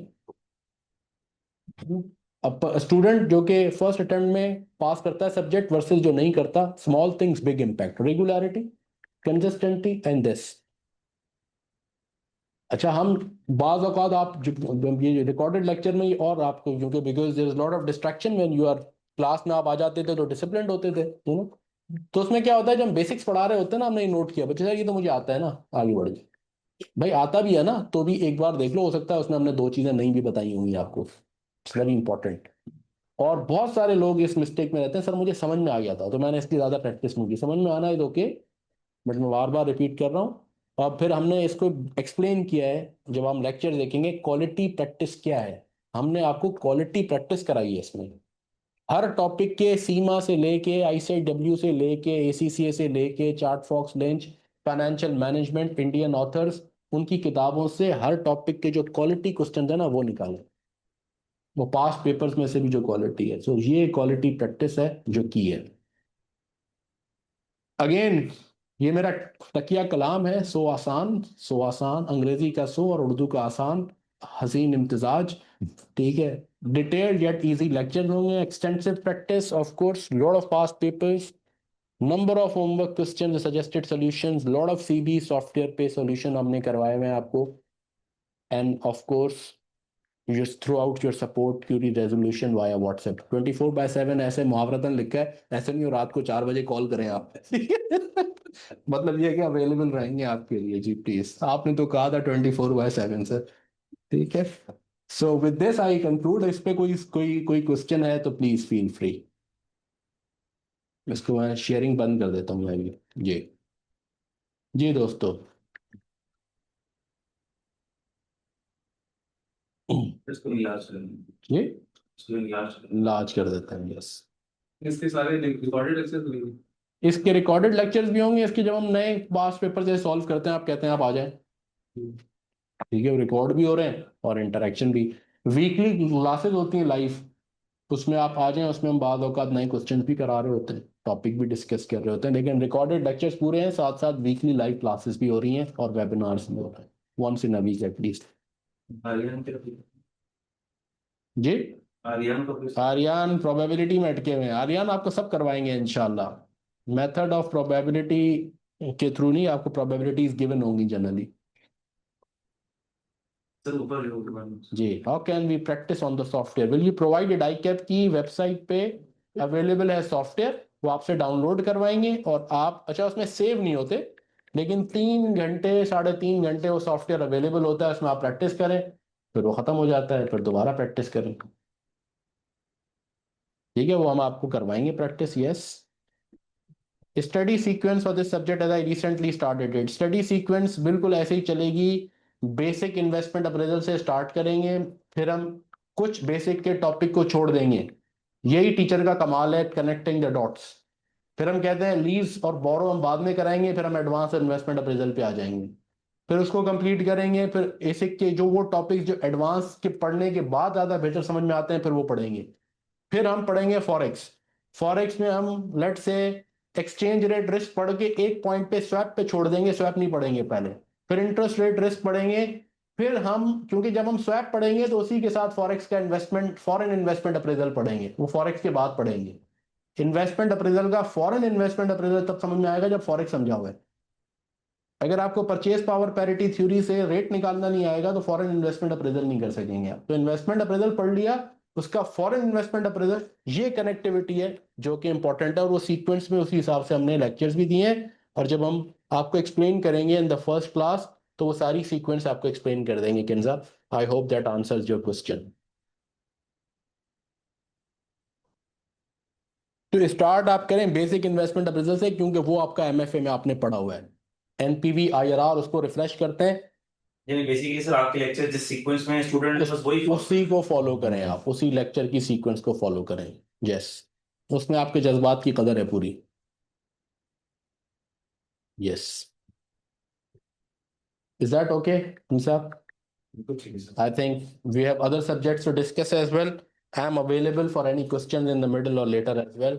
So thank you so much दोस्तों, see you inshallah on 11th. अस्सलाम वालेकुम बच्चों, क्या हाल हैं, कैसे हैं आप लोग? तबीयत में है मजा या मिल रही है गुनाहों की सजा? चलिए सर स्टार्ट करते हैं और एफएफआर की थोड़ी सी बात करते हैं। मैं हमेशा से कहता हूं कि ये थोड़ा आपका डिफरेंट बॉल गेम है। क्यों डिफरेंट बॉल गेम है? अब तक आप कैफ लेवल पे टेनिस में खेलते आए थे, अब ये सी फाइनल में हार्ड बॉल है। ज़्यादा डिटेल में बात करेंगे इसकी जब हमारी ओरिएंटेशन क्लास होगी, दैट वुड बी प्रोबेबली, आप ये समझें इंशाल्लाह 11 जनवरी को ही होगी। और बस इसमें से एक बात कहूँगा कि आईकेप ने क्या चेंज किया है एफएफआर के सिलेबस में पिछली जो अब हमारी स्कीम थी उसके मुकाबले में। तो जो मेजर चेंजेस हैं वो ये याद रखें कि जो मेजर चेंज है उसके अंदर आईकेप ने ग्रेड को ठीक ठाक चेंज कर दिया। पहले एफएफआर का पेपर कोई पिछले 8 सालों से बड़ा प्रेडिक्टेबल हो गया था। आपने कंसोलिडेशन कर लिया, आपने एफआरएस 9 कर लिया, ये 2 टॉपिक शॉर्ट थे आपके सिलेबस के अंदर, तकरीबन 45 मार्क्स के मिनिमम और मैक्सिमम में जा सकते थे 55-60 नंबर के भी। अब आईकेप ने इसमें क्या कर दिया है सर? अब आईकेप में जो है इसके अंदर ये शरारत ये की है कि कंसोलिडेशन को तो बिल्कुल अलग ग्रेड में कर दिया है, और फिर उसके बाद आईएफआरएस 9 को थोड़ा सा वेटेज कम करने के लिए या बच्चों को सरप्राइज देने के लिए उसके साथ एक अलग ग्रेड बना दिया, और उसमें आईएफआरएस 9 के साथ 2 बड़े टॉपिक और एक छोटा टॉपिक डाल दिया। आईएफआरएस 15 एफएआर 2 से आपको याद होगा कि वैसे ही कितना लेंदी होता था, वो वहां पर खाली 20% ऑफ टोटल उसका था, अब यहाँ पर आप पूरा 100% इंशाल्लाह देखेंगे। उसके अलावा उसने उसके साथ डाल दिया है इनकम टैक्सेस। तो ये 3 डाल दिए। पहले ग्रेड इनकी अलग होती थी, मैंने कहा ना आईएफआरएस 9 की अलग होती थी और कंसोलिडेशन की अलग थी, ये दोनों बड़े आराम से आते थे। और तीसरा एथिक्स डाल दिया है। तो क्विकली आते हैं ग्रेड के ऊपर आते हैं। मेरे बारे में ज्यादातर लोग जानते हैं, नहीं भी जानते तो बस छोटा सा तारुफ है कि टीचिंग में सीए की टीचिंग में मुझे माशाल्लाह तकरीबन 10 साल हो गए हैं। ठीक है, 10 साल से ज़्यादा ही। 2015 की जनवरी में मैंने क्वालिफाई किया था और वो मेरा पहला बैच था कैफ का ही, जो मार्च 15 का था। फिर उसके बाद माशाल्लाह जो है आप ये समझें कि करते गए। तो हम थे मेरा बच्चा कि टीचिंग कैरियर के ऊपर, मैंने पता नहीं आपने सुना नहीं सुना एफएफआर का, और क्विकली अगर नहीं भी सुना तो मैं रिवाइज करवा दूं कि ग्रेड के अंदर क्या क्या चेंजेस आई हैं। सिलेबस मेजरली सेम है, जो आपका सिलेबस है वो सेम है। बस एक चीज़ बहुत अच्छी की है सिलेबस में, जिन बच्चों ने अगर कुछ पहले पढ़ा हो सुना हो, तो एक स्टैंडर्ड होता था जिसको आईकेप बड़ा इग्नोर करता था और बहुत इंपॉर्टेंट था, और वो मैंने उसके ऊपर मैंने क्या क्या डलवाया, वो है रिलेटेड पार्टी IAS 24। आप लोग इसका आइजा पढ़ते हैं ऑडिट में, लेकिन इसका IAS आप ना FAR 2 में पढ़ते थे, ना CA फाइनल में पढ़ते थे। तो अब हमने IS-24 भी इस ग्रेड में आ चुके हैं, इसमें ग्रेड के अंदर कवर हो चुके हैं, बाकी सिलेबस में सच कोई चेंज खास नहीं है। अब आते हैं कि सर ग्रेड के अंदर चेंज, जो मैं पहले बता रहा था कि पहले पेपर बड़ा प्रिडिक्टेबल हो गया था, आपको पता होता था कि यार 45 से 55 नंबर 2 टॉपिक्स बना देंगे। अब वैसा कोई सीन नहीं है। अब आपके पास हाँ कंसोलिडेशन की वेटेज है वो 25 से 30 नंबर का आएगा, लेकिन बाकी उसने जो ग्रेड डाल दी उसको ऐसा कर दिया है कि IFRS 9 को वो किसी से रिप्लेस भी कर सकता है। उसने एक चीज़ तो ये कर दी। आते सर हम इसको लेकर के कैसे चलेंगे, तो जो है हमारी अप्रोच यही होगी कि मैं ओवर द पीरियड जो दिसंबर 26 वाले बच्चे हैं उनको जितने भी मेजर टॉपिक होंगे वो सब के सब वो आपको जो है जिसको आप समझ रहे हैं लाइव क्लासेस में कवर हो जाएंगे। लेकिन जो बच्चे जून 26 में FFR का पेपर देंगे तो उनको सब टॉपिक लाइव क्लासेस में कवर नहीं होंगे, कुछ टॉपिक लाइव क्लासेस में होंगे और कुछ आपको जो है रिकॉर्डिंग मिलेगी। सर क्लास के टाइमिंग्स क्या होंगे, मेरा अपना तजुर्बा है कि क्लास के टाइमिंग, मुझे जो मेरी पिछले पास्ट बैचेस का वो तजुर्बा है कि टीचर की भी, अब क्योंकि जब आप लोग फर्म्स में होते हैं तो होता ये है कि आप लोग सैटरडे संडे का आपका दिन फ्री होता है, लेकिन सैटरडे संडे को जो शहर में ट्रैफिक की हालात हैं, आप सोचते हैं कि सर मैं कैंपस आऊँगा और मैं क्लासें लूँगा या मैं वो करूँगा, तो बड़े मसाइल हो जाते हैं। तो मैंने ये सोचा है कि हम इसकी क्लासेस लाइव लेंगे ज़्यादातर, ठीक है ना। फिजिकल अगर कोई आना बच्चे ज़्यादा रिक्वेस्ट करें हम फिजिकल लेना चाहते हैं तो फिर हम वीकेंड पर रख लेंगे, वरना मेरा माइंडसेट ये है कि हम रात को थोड़ा सा देर से 10 बजे के करीब जो है हम ये क्लासेस हम लेंगे लाइव। एडमिन वाले घबराए नहीं, वो मैं क्लासेस जो लाइव लूँगा वो मेरे ऑफिस में मैं सेटअप बना हुआ है सही है स्टूडियो का, तो वहाँ से मैं लाइव क्लासेस लूँगा। और जो है आप लोग भी घरों से ही कनेक्ट होंगे, तो लाइव क्लासेस से फ़ायदा ये हो जाता है हाथ के हाथ क्यूरीज भी आपकी रिजॉल्व हो जाएंगी। और इस तरीके से हमारी हफ्ते में कोशिश होगी हमारी कि हम 3 दिन जो है लाइव क्लासेस लेंगे। अगर हमें जो है मेजर टॉपिक दिसंबर तक जितने भी मेजर टॉपिक हैं वो सारे लाइव क्लासेस में कवर करने। तो एक तो मैंने आपको ये बता दिया कि हमारा अप्रोच ही होगी इसी तरीके से। बाकी ये पेपर जो है पास करना इतना मुश्किल नहीं, ओवर द ईयर्स अगर हम देखें तो पिछले अगर मैं 7 सालों की बात करूं 14 अटैम्प्ट्स की, तो इसका रिज़ल्ट बाकी तमाम पेपर्स के मुकाबले में जो है अच्छा है, सही है ना। कंसिस्टेंटली इसका रिजल्ट जो है 30% से ऊपर आ रहा है, बच्चा पास भी कर लेता है। वजह यही होती है, इसीलिए इसको कहा जाता है कि पहली अटैम्प्ट में अगर इस पेपर को हम रखें तो आपका कॉन्फिडेंस लेवल ये अलग होता है पहली अटैम्प्ट के बाद। और पहले अटैम्प्ट में जो बच्चे इसको देते हैं, बच्चा अगर अच्छा हो पढ़ने वाला हो तो बड़े आराम से इसको पास भी कर लेता है। तो आए सर टीचिंग अप्रोच ये होगी, टीएज होंगे मेरा जो इस पेपर में स्पेसिफिकली टीए हैं वो खुद एक क्वालिफाइड चार्टर्ड अकाउंटेंट है। FAR1 FAR2 में कुछ लोग उनको जानते भी होंगे, सतीदान सती माशाल्लाह my TA for this paper also, और वो जो है टीए की आपको सपोर्ट होती है। उसके अलावा कोशिश ये होगी कि अब से इंशाल्लाह सती को मैंने बैठ कर डिसाइड किया कि हमारा क्विज वीक होता है, मॉक तो होता ही है, मंथली टेस्ट भी लें और मंथली टेस्ट के ऊपर आपके फॉलोअप भी हों, ठीक है। ये हमारी होगी। क्विकली मैं आपको बता देता हूँ 3 जो है हिस्से हैं इसके अपग्रेड के। अगर आप देखें financial reporting for groups, essential financial transaction and ethics और specialise in other reporting areas. अब ये देखें थोड़ी सी एग्जामिनर ने शरारत कर दी यहाँ पर, जो ओल्ड स्कीम इंक्लूड मैंने लिखा हुआ है वो यही है कि पहले जो ओल्ड ग्रेड थी उसके हिसाब से क्या था, कंसोलिडेशन और फॉरेन एक्सचेंज इसमें डाल दिया है, financial instruments, revenue, taxes and ethics. अब याद रखें पहले फाइनेंशियल इंस्ट्रूमेंट के साथ इसने बिल्कुल छोटा एस लगाए हुए थे, आपका फॉरेन एक्सचेंज डाल दिया और इम्पेयरमेंट जो पूछता ही नहीं था और वही पूछता था। अब इसने अलग कर दिया, इसने कहा 3 बड़े स्टैंडर्ड हैं, इसका मतलब है वो 20-25 मार्क्स के लिए किसी भी एक पे इन 3 में से बड़ा सवाल बनाएगा, बाकी एक आध पे छोटा बनाएगा। तो वही बात, पहले प्रिडिक्शन बहुत आसान थी हमारे लिए एज अ टीचर भी, आपके लिए एज अ स्टूडेंट भी, कि 2 टॉपिक कर लो 40-45 नंबर पक्के। अब ऐसा नहीं है। कंसोलिडेशन हाँ 20-25 नंबर का है, बाकी रेवेन्यू भी आ सकता है, 9 भी आ सकता है और टैक्स का सवाल भी आ सकता है।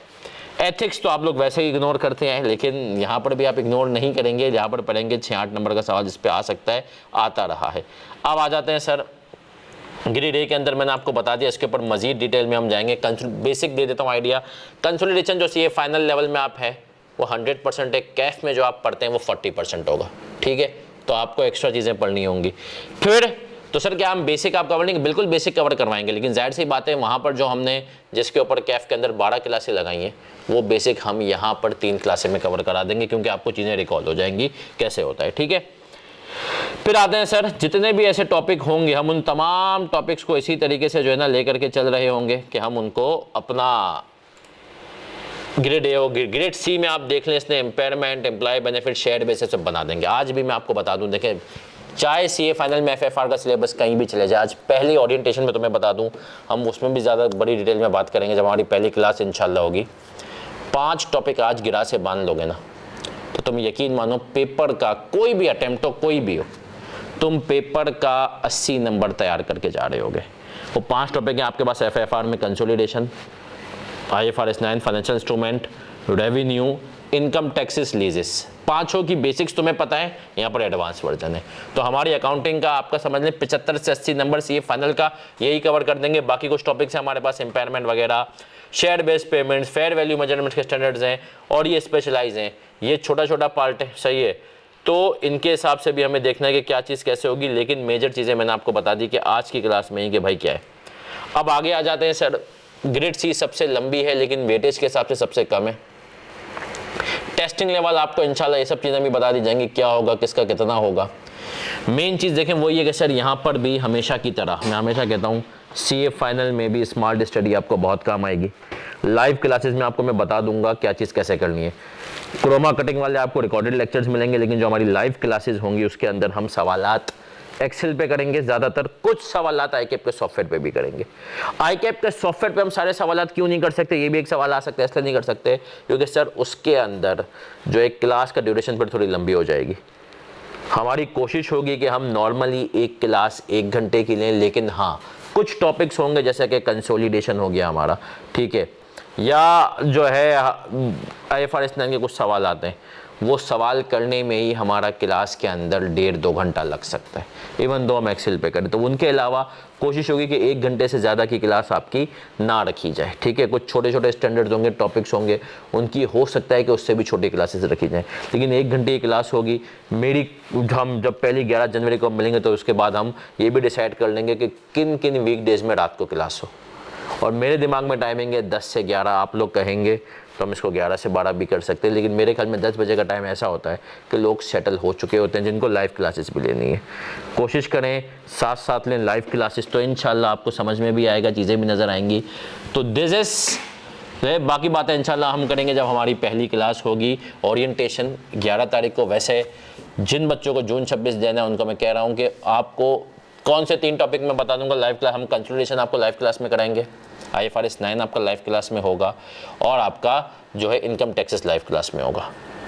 और जिन बच्चों की दिसंबर 26 अटैम्प्ट है या उसके बाद वाली अटैम्प्ट है जून 27, आप लोगों के जितने भी मेजर टॉपिक्स हैं वो लाइव क्लासेस में होंगे। हाँ कुछ छोटे टॉपिक्स हैं, जैसे कि मैं इम्पेयरमेंट की बात करूँ, इम्पेयरमेंट यहाँ पर इतना बड़ा नहीं आता, या आपका एक का सवाल बड़ा होगा। शेयर बेस्ड पेमेंट्स हैं, ये आपके रिकॉर्डिंग में ही आपको कवर मिल रहे होंगे ताकि आप इनको साथ साथ कवर करें।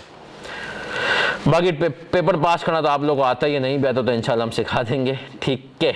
और जो है इंशाल्लाह बस इस पेपर में कहता हूँ एक अचीवमेंट ये अल्लाह पाक ने दिलवाई है कि जब मैं 2020 में इस पेपर की पहली अटैम्प्ट पर आ रहा था तो मैंने भी एक्सपेक्ट नहीं किया था, लेकिन अल्लाह ताला ने उस पहली अटैम्प्ट में ही एक स्टूडेंट का जो इस्लामाबाद से गोल्ड मेडल ले आया था, सही है। तो इस पेपर की मैं कहता हूँ अल्लाह का एहसान है, एक अचीवमेंट है। बाकी आपके जो सवालात हैं सीए फाइनल के हवाले से, एफएफआर के हवाले से, हम उसके ऊपर बात करते हैं। जी बच्चों, बेटा वो ग्रेड सी के अंदर उसने बिल्कुल टच किए हुए हैं, उनका इतना जो है ना वो इम्पैक्ट नहीं है, वो वाला सवाल नहीं, क्योंकि उसने नीचे FAR 2 में रेशोज डाल दिए, ठीक है। और जी आर्यन आप बताएं, अगर BFD रिलेटेड नहीं सस्टेनेबिलिटी वाला है तो होपफुली वो मैं भी दे दूंगा। BFD वाला तो हम सर खलील को बता देंगे आपका क्वेश्चन क्या है, तो आप उनसे वो भी कर सकते हैं। कोई और सवाल किसी का related to CA final, FFR combination, कोई सवाल किसी का? पेपर का कॉम्बिनेशन चले, मैं इसके ऊपर बात कर लेता हूँ थोड़ी सी। सर पहली अटैम्प्ट में मैं हमेशा कहता हूँ अपने आप को असेस करो based on your Kaif performance. अच्छा कैफ आपने माशाल्लाह लोग बैठे हैं जो उन्होंने फर्स्ट अटैम्प्ट में निकाले, फिर भी वो असेस करें कि सर पहली अटैम्प्ट में मुझे कैफ की बेसिस पर थ्योरी जो है ज़्यादा अच्छी लगती है या मुझे प्रैक्टिकल। पास करने के लिए कौन सा आसान है? मैं जैसे था तो मुझे प्रैक्टिकल ज़्यादा अच्छा लगता था, तो फिर मैं क्या करता था सर, मैं BFD FFR ये 2 पेपर प्रैक्टिकल वाले रखा था और एक थ्योरी वाला रख देता। वो थ्योरी वाला सस्टेनेबिलिटी भी हो सकता है, वो आपका ऑडिट भी हो सकता है। अच्छा फर्म में जिन बच्चों का ऑडिट के सेक्शन में नहीं हुआ है या जो इंडस्ट्री से आर्टिकल्स करेंगे उनको मैं कहूँगा पहले अटैम्प्ट में ऑडिट ना रखें आप, ठीक है ना। क्योंकि ऑडिट का अगर आपके पास प्रैक्टिकल एक्सपोजर नहीं है तो यहाँ पर थोड़ा मसला हो सकता है, ठीक है। और अगर आपको लगता है कि नहीं सर मेरा थ्योरी वाला पोर्शन बहुत अच्छा था, फिर मैं कहूँगा पहले अटेम्प्ट में देखें FFR आपकी मजबूरी इसलिए है क्योंकि सिलेबस बहुत लंबा है। नॉर्मल के पेपर में मतलब नॉर्मल अगर 100-110 घंटे का सिलेबस है तो ये 200 घंटे पे जाएगा, ठीक है ना। कोशिश करेंगे इसको मिनिमाइज करें आपके लिए, क्योंकि आपके पास वक्त कम है, स्मार्ट टेक्निक कुछ लगा करके, लेकिन फिर भी इसका सिलेबस थोड़ा सा क्लासेस अगर मिनिमाइज भी होगा तो क्लासेस ज़्यादा होंगी। तो इसके लिए ये आपको पहले अटेम्प्ट में लेना है। उसके अलावा अगर आपका थ्योरी साइड स्ट्रॉन्ग है तो आपको ऑडिट फिर देखना चाहिए और फिर तीसरा सस्टेनेबिलिटी देखना चाहिए, ठीक है। या अगर आपको लगता है कि नहीं सर ऑडिट में मैंने अभी तजुर्बा नहीं है, फिर आप कॉर्पोरेट लॉ या टैक्स की तरफ भी जा सकते हैं। पहली अटेम्प्ट में टैक्स लेना कितना अच्छा है कितना बुरा, इसके बारे में सर मुनीर माशाल्लाह बहुत अच्छे से आपको गाइड कर सकते हैं कि भाई पहली अटेम्प्ट में टैक्स अगर उठाएंगे क्या फ़ायदे हैं क्या नुकसान आते हैं। तो ये है जी बेटा। सस्टेनेबिलिटी का जो है बिल्कुल हम पोर्शन जो है ना, सस्टेनेबिलिटी में सर खलील जो है इसका सर खलील ने मेजरली आपसे ग्रेड डिस्कस की होगी। 3 ग्रेड्स होंगी तो उसमें S1 S2 सर खलील करवाएंगे और SSA भी जो इंडस्ट्री स्पेसिफिक आपके स्टैंडर्ड्स हैं वो मैं करा रहा हूँगा। कोई और सवाल है किसी का कॉम्बिनेशन के हवाले से? पहले अटैम्प्ट में सर 4 पेपर दे सकते हैं, मेरी एडवाइस है कि ना दो। हाँ अगर तुम्हें लगता है कि मेरे पास बहुत ही टाइम है और मैं कर सकूंगा, क्योंकि देखो होता क्या मेरा पास तजुर्बा है, ऐसा नहीं है ऐसे बच्चे जिन्होंने 4 पेपर दिए और निकाले भी हैं, सही ना, और उन्होंने क्वालिफाई कर लिया, हमारी स्टूडेंट है माशाल्लाह। लेकिन मेजर बच्चा क्या करता है 4 पेपर होते हैं फिर उनका जो है ना बर्डन लेकर के चलता है और आखिरी के 2 महीने में कोई एक आध ड्रॉप कर देता है, ठीक है ना। तो फिर सर फ़ायदा नहीं होता ना कि आपने फिर ड्रॉप कर दिया, तो एक साथ ही सुकून से चले ये करेंगे। अगर आपको लगता है नहीं मैं 4 पढ़ सकता हूँ, मैं पढ़ाई कर सकती हूँ, फर्म भी जो मुझे मिली है वो ठंड है, तो भाई या मेरा जो डिपार्टमेंट है वो ठंड है, ठीक है ना। अब और किसी को मिल गया इंटरनल ऑडिट तो फिर वो ये कर सकता है, ठीक है जी। कोई और सवाल भी, एक सवाल हमारे पास और भी आया है। My attempt would be in June 22, I will be opting 4 subject. बेटा वही बात है कि जो है 4 सब्जेक्ट जाएं कोशिश करके, लेकिन मेरे हिसाब से थोड़ा मुश्किल हो जाता है फाइनल लेवल पे, ठीक है जी। बेटा सस्टेनेबिलिटी के स्टैंडर्ड हैं वो इंडस्ट्री टू इंडस्ट्री वेरी करते हैं, सही है ना। ऑयल एंड गैस के अलग इंप्लीकेशंस हैं उसकी, सही है ना, फार्मा की अलग हैं, तो इंडस्ट्री टू इंडस्ट्री वेरी करते हैं अगर आप सस्टेनेबिलिटी के हिसाब से पूछ रहे हैं तो। कोई और सवाल किसी का?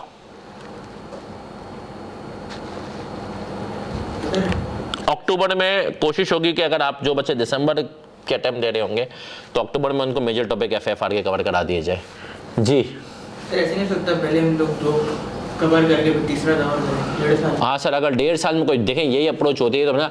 अब आपने कहा कि मैं फॉर एग्जांपल सोच लिया BFD FFR और सस्टेनेबिलिटी, सही है ना, तो आप ये कर सकते हैं कि आप बोले यार मैं सस्टेनेबिलिटी क्योंकि नई चीज़ है थोड़ा सा माहौल से, और FFR अभी शुरू करता हूँ। सस्टेनेबिलिटी का कोर्स जैसे ही ख़त्म हो जाएगा, सस्टेनेबिलिटी 6-8 महीने में ख़त्म हो जाएगा, फिर आपने कहा मैं BFD उठा लूँगा, तो ये आप कर सकते हैं, बिल्कुल कर सकते हैं। उस टाइम पे आपको असेस भी हो जाएगा BFD बाद में। हाँ, या आप चाहें तो पहले BFD उठाएं, सस्टेनेबिलिटी बाद में उठाएं, ठीक है। I have time but I am out of touch for some time for industry. देखिए फिर तो मैं कहूँगा आप गवर्नमेंट में हूँ और मैं कुछ टाइम से आउट हूँ, तो मैं यही कहूँगा कि आप थोड़ा सा जो है ना सबसे पहले FFR उठाएं ताकि वो आपको बेसिक अकाउंटिंग की चीज़ें पढ़ेंगे आप, तो आप यू विल फील कि आपका कम बैक हो रहा है, ठीक है। फिर उसके बाद मैं कहूँगा कि आपने अगर आर्टिकलशिप उम्मीद करता हूँ कर ली होगी कि आप गवर्नमेंट से आर्टिकल्स नहीं कर रहे हैं, ठीक है ना, तो अगर आपने आर्टिकल्स कर ली होगी तो आप फिर ऑडिट का पेपर भी उठा लें, तो ये 2 पेपर उठाकर करें तो आपको थोड़ा प्रोफेशन में वापस आने की फीलिंग आएगी। एक और सवाल आया है हमारे पास और वो सवाल है हमारा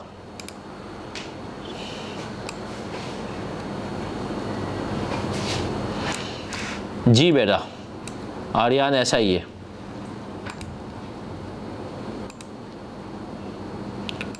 ठीक है दानियाल, आपका सवाल का जवाब भी दे दिया है। किसी का कोई और सवाल है? नहीं तो मैं जो है अब चाहूँगा सर मुनीर आए, और सर मुनीर जो है वो आए और आपको जो है टैक्स के ऊपर रोशनास करें। आर्यन का एक और सवाल आ गया है माशाल्लाह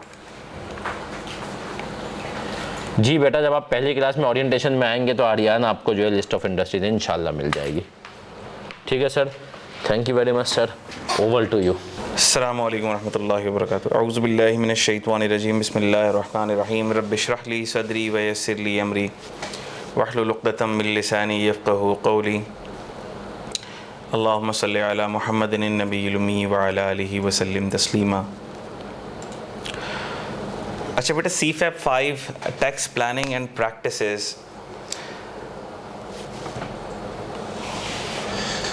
जैसा कि आप लोगों को पता है कि फाइनेंस एक्ट जब आता है, जून में फाइनेंस एक्ट आता है, बजट आता है, बजट के बाद वो बजटरी चेंजेस लॉ का पार्ट बनती हैं और वो फाइनेंस एक्ट का हिस्सा बन जाती हैं।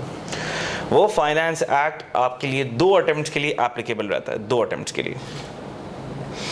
यानी finance act 2025 will be valid and applicable for 2 attempts, that is December 2025 and June 2026। एक अटेम्प्ट हो गई, एक बाकी है। Until and unless there are cosmetic changes, छोटी मोटी कोई चेंज आ गई, कोई सप्लीमेंट्री बजट आ गया, तो वो चीज़ ऑब्वियसली टेस्टेबल होती है। अदरवाइज वही फाइनेंस एक्ट आपके लिए दोनों अटेम्प्ट्स के लिए एप्लीकेबल रहता है। चलिए मुख्तसरन तारुफ, I have been teaching the subjects of taxation since last many years. ठीक है, कॉन्टैक्ट नंबर वगैरह ये बातें आपको सारी पता है। CFAP 5 के बारे में, खैर टैक्स की इम्पोर्टेंस के बारे में तो मैं क्या ही बात करूं, आपको अंदाज़ा है कि taxation is one of the core subjects of chartered accountancy. जिस तरह financial reporting, financial management, auditing, ये सारे कोर सब्जेक्ट्स हैं। Taxation is one of the core subject of chartered accountancy, जिसमें आप टैक्स की प्रैक्टिस को अपना फ्यूचर लाइन ऑफ प्रैक्टिस बना सकते हैं, सोर्स ऑफ अर्निंग बना सकते हैं। आपने देखा होगा फर्म्स के अंदर टैक्स डिपार्टमेंट ही अलग होता है, टैक्स के पार्टनर्स अलग होते हैं। चलो CA इंटर में जो टैक्स पढ़ा वो तो काफ़ी सारा आप भूल भी गए, लेकिन now what ever you will learn taxation advanced in this subject of CFAP 5, ये बेसिकली आपकी प्रोफेशनल जर्नी में आपको बहुत हेल्प आउट करेगा। If you opt tax practice as your source of earning, as your source of profession, as your core profession, then this will help you a lot। ठीक है, paper तो पास करना ही करना है, लेकिन अच्छे से किसी भी सब्जेक्ट को पढ़ने का फ़ायदा ये होता है that you can use it as a tool for earning इंशाल्लाह। ठीक है, अच्छा इसके सिलेबस के बारे में कुछ बात करेंगे, पेपर पैटर्न। जी बेटा, overview of syllabus, paper pattern के बारे में कुछ बातें करेंगे। डिटेल बात इंशाल्लाह ताला नेक्स्ट वीक जब हमारी ओरिएंटेशन होगी, CFAP 5 की फुल फ्लेज ओरिएंटेशन होगी, उसके अंदर पूरे सब्जेक्ट को खोलेंगे, इसमें क्या है, क्या चीज़ें पढ़ेंगे, किस तरह से पढ़ेंगे। अच्छा, सिलेबस ओवरव्यू में ICAP का एक सिलेबस डॉक्यूमेंट है, उसको मैं खोल नहीं रहा, उसके खोलने का टाइम नहीं है, लेकिन मैं आपको ब्रीफली गाइड कर देता हूँ कि इसमें सिलेबस में है क्या क्या। CFAP 5 में इनकम टैक्स का जो पोर्शन है, इनकम टैक्स यानी कि डायरेक्ट टैक्सेशन, इनडायरेक्ट टैक्सेस, और तीसरा आपके पास आता है एथिक्स रिलेटेड पोर्शन। तीसरा आपके पास आता है ethics related portion, direct taxes, indirect taxes and ethics related portion. Direct taxes के अंदर आपके पास इनकम टैक्स ही है। अच्छा, लेकिन यहाँ पर CA फाइनल में इनकम टैक्स अपने पूरे, जिसको कहते हैं ना, उरूज के ऊपर टेस्ट होता है।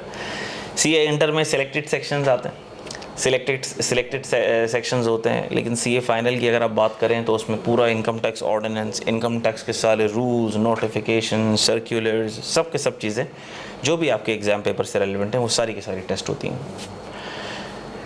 इसी तरह अगर हम बात करें इनडायरेक्ट टैक्सेशन की, ठीक है, इनडायरेक्ट टैक्सेशन की अगर हम बात करते हैं, एक तो इनकम टैक्स है जो मैंने आपको बताया, डायरेक्ट टैक्सेशन में। इनडायरेक्ट टैक्सेशन में सेल्स टैक्स और FED आ जाता है। अच्छा, यहाँ पर सेल्स टैक्स में आपके पास सिर्फ और सिर्फ फेडरल सेल्स टैक्स नहीं आता, बल्कि सेल्स टैक्स में आपके पास यहाँ पर फेडरल सेल्स टैक्स भी आता है,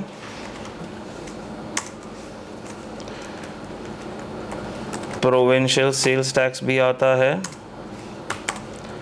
और आपके पास FED भी आता है। ठीक है, ये आपके पास तीनों की तीनों चीज़ें आती हैं इनडायरेक्ट टैक्सेस के अंदर। अच्छा, तो सर ये डिफ़िकल्ट है सब्जेक्ट, इजी है, इसमें CA इंटर से क्या डिफरेंट है? CA इंटर के अंदर आपने टैक्स ठीक ठाक पढ़ा, सारे हेड्स ऑफ इनकम पढ़े, तो क्या वो सारे हेड्स ऑफ इनकम यहाँ भी आएंगे? जी, सारे हेड्स ऑफ इनकम यहाँ भी आएंगे। फ़र्क क्या है? फ़र्क ये है कि if I talk about income tax, तो इनकम टैक्स में मोटी मोटी मैं चीज़ें बताऊँ आपको कि फ़र्क क्या है। सबसे पहली बात तो ये है कि यहाँ पर कॉर्पोरेट टैक्सेशन आपसे तबीयत से टेस्ट होगी।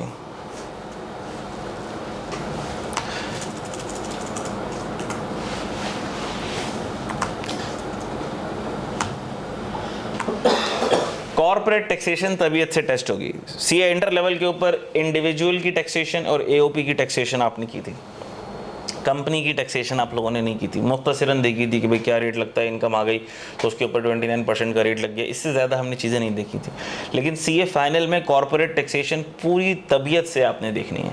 अच्छा, उसमें क्या क्या चीज़ें कॉर्पोरेट टैक्सेशन में जो एडिशनल एस्पेक्ट्स हैं वो क्या क्या, एफटीआर से रिलेटेड जितने भी एलिमेंट्स ऑफ एफटीआर की इनकम है वो सारे के सारे टेस्ट होंगे।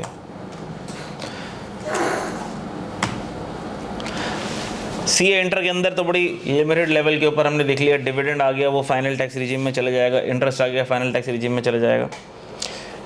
यहाँ पर जब हम आएंगे सीए फाइनल लेवल के ऊपर तो हम काफ़ी सारी चीज़ें देखेंगे।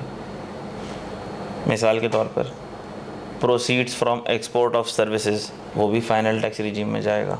एसएमई की टैक्सेशन वो भी फाइनल टैक्स रिजीम में जाती है। मिनिमम टैक्स रिजीम के बहुत सारे सेक्शंस हम देखेंगे, जिसके अंदर आपके पास मिनिमम टर्नओवर टैक्स भी है, मिनिमम टैक्सेशन ऑन सर्विसेज भी है, इसके अलावा मिनिमम टैक्सेशन ऑन इंपोर्ट भी है और बहुत सारी चीज़ें। वो सारी के सारे एफटीआर और एमटीआर के एलिमेंट्स जो सीए इंटर में टेस्ट नहीं हुए थे वो सारे के सारे सीए फाइनल के अंदर आएंगे। और क्वेश्चन की अगर मैं बात करूं तो देखो क्वेश्चन तो वैसा ही नज़र आ रहा होगा आपको। देखो यहाँ पे मैंने क्वेश्चन की टाइप्स भी मेंशन की हुई हैं। क्वेश्चन आपको इनकम टैक्स का वैसे ही नज़र आ रहा होगा, computation based compute taxable income and tax liability, जैसे सीए इंटर में आता था, यहाँ पे भी वैसे ही क्वेश्चन आएगा, लेकिन यहाँ पर इतना आसान नहीं होने वाला। उसके अंदर सारी की सारी चीज़ें मिक्स होकर आ रही होंगी एक ही क्वेश्चन के अंदर। It means that you will have to apply all the relevant treatments to arrive at the final taxable income and tax liability।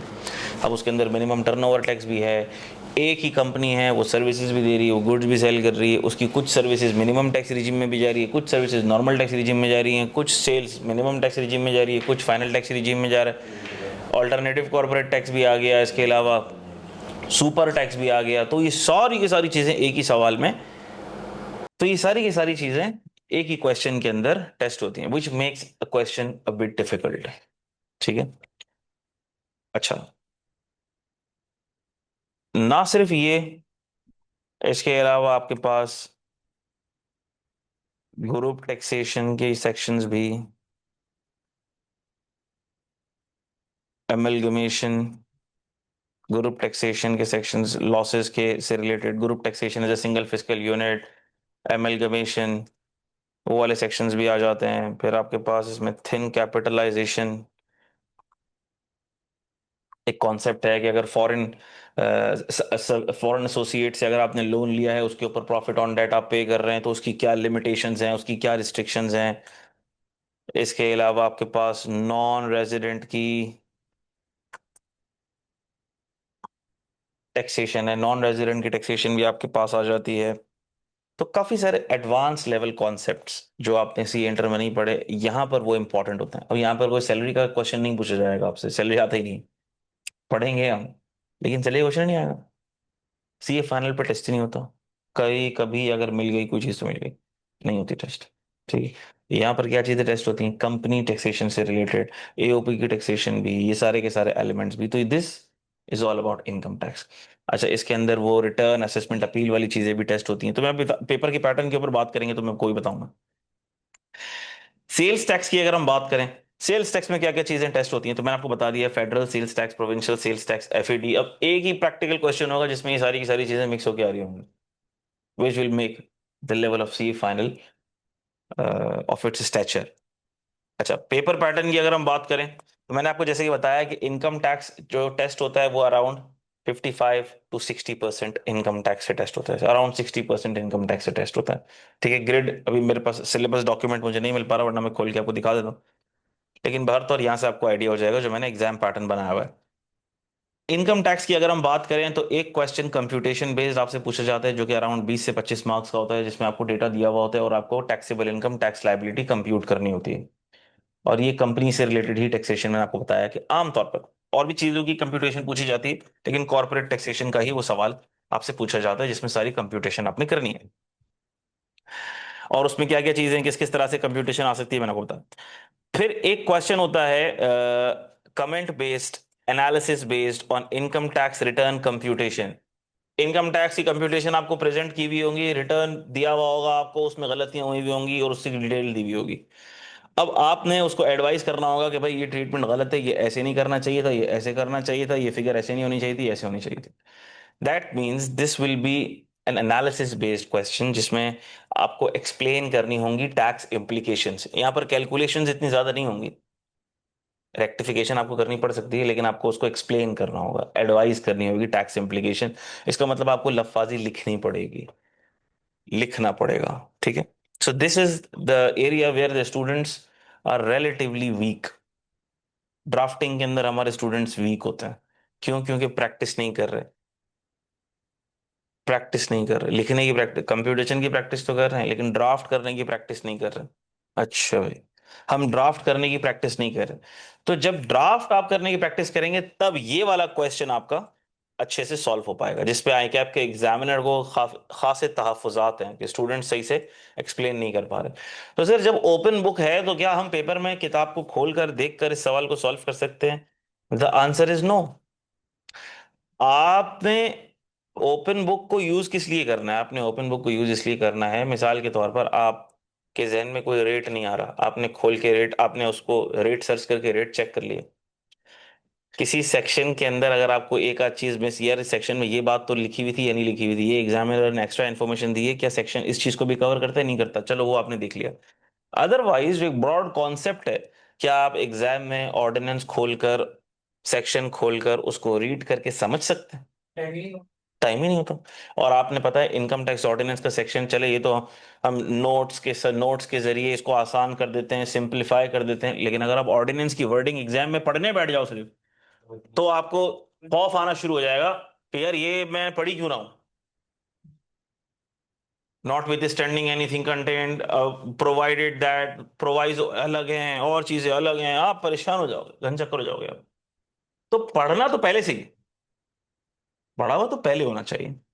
कोई चीज रेफर करनी है, मिसाल ले रहा हूँ, रिटर्न असेसमेंट अपील से रिलेटेड कोई सवाल आ गया, उससे रिलेटेड आपने कोई चीज रेफर कर ली, रेट रेफर कर लिया, विद होल्डिंग टैक्स का रेट आपके जहन से निकल गया यार, क्या कहते हैं, आउटसोर्स प्रोसेसिंग सर्विस जो है, जो टोल मैन्युफैक्चरिंग सर्विसेज हैं, उसका क्या रेट है वो आपके जहन से निकल गया, आपने बोला अब मिक्सअप हो गया। रिड्यूस रेट सर्विसेज में 6% भी है, 8% भी है, 4% भी है, आप कंफ्यूज हो गए यार इस सर्विस पे कौन सा रेट लगेगा, 4 वाला लगेगा, 6 वाला लगेगा। तो खोल के आपने देख लिया, लेकिन उस वक्त बैठकर ओपन बुक आप ऑर्डिनेंस को खोलकर कोई सेक्शन समझ थोड़ी सकते हो, समझने का टाइम थोड़ी है इतना। बात समझ आ रही है? इसी तरह सेल्स टैक्स की अगर मैं बात करूं, तो सेल्स टैक्स की अगर मैं बात करूं तो सीए एंटर में जो सवाल आता था वो तो बड़ा सिंपल आता था। उसमें लिख दिया जाता था ये आइटम है, ये थर्ड शेड्यूल का आइटम है, तो आपको पता है थर्ड शेड्यूल का ट्रीटमेंट इसको अप्लाई करना है। अब सीए फाइनल में अगर कोई क्वेश्चन आएगा तो उसमें मुख्तलिफ, एक तो अजीब वगैरह आइटम के नाम लिखे हुए होंगे और आपको शेड्यूल बताया भी नहीं जाएगा। अब आपको खुद देखना है कि थर्ड शेड्यूल में भी आ रहा है, एट शेड्यूल में भी आ रहा है, थर्ड शेड्यूल में आ रहा है तो रिटेल प्राइस पर लगेगा, एट शेड्यूल में आ रहा है तो रिड्यूस रेट है, फिफ्थ शेड्यूल में आ रहा है, सिक्स शेड्यूल में आ रहा है, ट्वेल्थ शेड्यूल में आ रहा है, कौन सा शेड्यूल में आ रहा है, कौन सा रेट लगेगा? सर्विस है, अब वो सर्विस स्टैंडर्ड रेट वाली सर्विस है, रिड्यूस रेट वाली सर्विस है, ऐसी सर्विस है जिसके ऊपर एफईडी भी लगना चाहिए, तो एफईडी भी लगेगा, प्रोविंशियल सेल्स टैक्स भी लगेगा, क्योंकि सर्विसेज जितनी भी मेजर आम सर्विसेज हैं जो प्रोविंशियल सेल्स टैक्स में कवर होती है उन पर एफईडी नहीं लगता। लेकिन कुछ स्पेसिफाइड सर्विसेज है जिस पर एफईडी भी लगता है, प्रोविंशियल सेल्स टैक्स भी लगता है, वो आपके जहन में होनी चाहिए। 4-5 सर्विसेज है। अब अगर क्वेश्चन में आ गई तो आपको पिक होना चाहिए, क्योंकि आपने पहले से पढ़ा हुआ होगा तो पिक होगा, पहले से नहीं पढ़ा होगा तो पिक नहीं होगा। तो ओपन बुक के ऊपर आप बहुत ज्यादा रिलाय नहीं कर सकते, वो आपकी हेल्प के लिए है, आपकी सपोर्ट के लिए है। उससे कम से कम आपको ये तसल्ली होगी कि एग्जाम में कोई रोड लर्निंग बेस्ड क्वेश्चन नहीं आ रहा, कोई रिक्वायरमेंट नहीं आ रही, रट्टाफिकेशन बेस्ड रिक्वायरमेंट नहीं आ रही। बात समझ आ रही? रेट है तो कोई आपने रेफर कर लिया, एडवांस टैक्स कोई किसी चीज के ऊपर आ गया, मैं मिसाल ले रहा हूँ, किसी भी चीज के ऊपर आ गया, होलसेलर के ऊपर एडवांस टैक्स क्या है, रिटेलर के ऊपर एडवांस टैक्स क्या है, अब आपको टेंशन लेने की जरूरत नहीं है, क्योंकि सेक्शन में लिखा हुआ है एडवांस टैक्स ऑन रिटेलर का सेक्शन खोला, आपने देख लिया क्या रेट है। एडवांस टैक्स ऑन होलसेलर का सेक्शन खोला, आपने देख लिया क्या रेट है। आपने नहीं भी पढ़ा होगा तो भी आपने ऑर्डिनेंस खोला, एडवांस टैक्स ऑन रिटेलर, और आपने देख लिया। सेव होगा उसमें, बुक सेव होती। हाँ, सॉफ्ट वर्जन प्रोवाइड होता है स्टूडेंट्स को, ठीक। हार्ड बाउंड भी ले जा सकते हो आप, और सॉफ्ट कॉपी वाला जो वर्जन होता है वो आपको अवेलेबल होता है, ठीक है।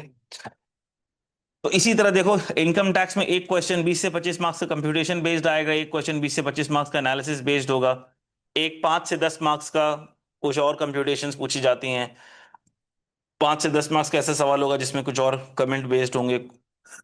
सेल्स टैक्स में एक क्वेश्चन जो कंप्यूटेशन बेस्ड होगा वो 20 से 25 मार्क्स का होगा, एक क्वेश्चन होगा जिसमें आपसे इम्प्लीकेशंस पूछी गई होंगी, सिनेरियो दिया हुआ होगा, उसकी इम्प्लीकेशंस पूछी गई होंगी, वो 8 से 10 मार्क्स का होगा।